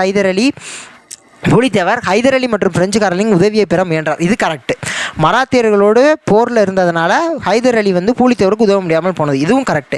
ஆனால் இந்த காரணம் இந்த கூற்றுக்கு சரி அப்படின்னா அது கிடையாது. ஸோ மராத்தியர்களோடு போரில் ஈடுபட்டுக்கிட்டு இருந்ததுனால ஹைதர் அலி பூலித்தேவருக்கு உதவ முடியாமல் போனது அது கரெக்டு. இப்போ ஆக்சுவலாக கூற்று வந்து ஒருவேளை ஹைதர் அலி பூலித்தேவருக்கு உதவ முடியாமல் போனது காரணம் என்னென்னா அவர் வந்து மராத்தியர்களோடு ஏற்கனவே போரில் இருந்தார் அப்படின்னு சொல்லியிருந்தால் அது கூற்று காரணம் சரி, காரணம் வந்து கூற்றுக்கு சரியான விளக்கம் அப்படின்னு சொல்லியிருக்கலாம். இங்கே வந்து ஹைதர் அலியோடைய உதவியையும் பிரெஞ்சுக்காரர்களோட உதவியையும் பூலித்தேவர் வந்து பெற முயன்றார் அப்படின்னு கொடுத்துட்டு அப்போ வந்து ஹைதர் அலி ஏன் உதவி பண்ணலை அப்படின்னா அவர் வந்து ஏற்கனவே மராத்தாவோட போரில் இருக்காங்க அப்படின்னு சொல்லி சொன்னதுனால இந்த கூற்றுக்கான சரியான காரணம் கிடையாது. ஸோ ஆனால் கூற்று காரணம் ரெண்டுமே சரிதான். ஆனால் காரணம் வந்து கூற்றை வந்து சரியாக விளக்கலை. ஸோ ஏன் அப்படிங்கிறதுக்கான ரீசன் சொல்லியிருக்கேன். ஸோ அடுத்து மேட்ச்சு தீர்த்தகிரினா யார்? தீரன் சின்னமலை. ஸோ ஓடாநிலை அவருடைய போர் தான். அடுத்து கோபால நாயக்கர் திண்டுக்கல். அடுத்து பேனர்மேன் ராமலிங்கனார் தான் அனுப்புகிறாரு கட்டபொம்மன் கிட்ட கேட்குறதுக்கு சரணடைகிறீங்களான்னு. அடுத்து சுபேதார் ஷேக் ஆதம் வந்து வேலூர் புரட்சி. ஸோ சுபேதார் ஷேக் ஆதம் வேலூர் புரட்சி. ஸோ அவ்வளோதான், புக் பேக் கொஷின் முடிஞ்சிருச்சு. நெக்ஸ்ட் வீடியோவில் பார்க்கலாம். Thank you to all. தேங்க்யூ.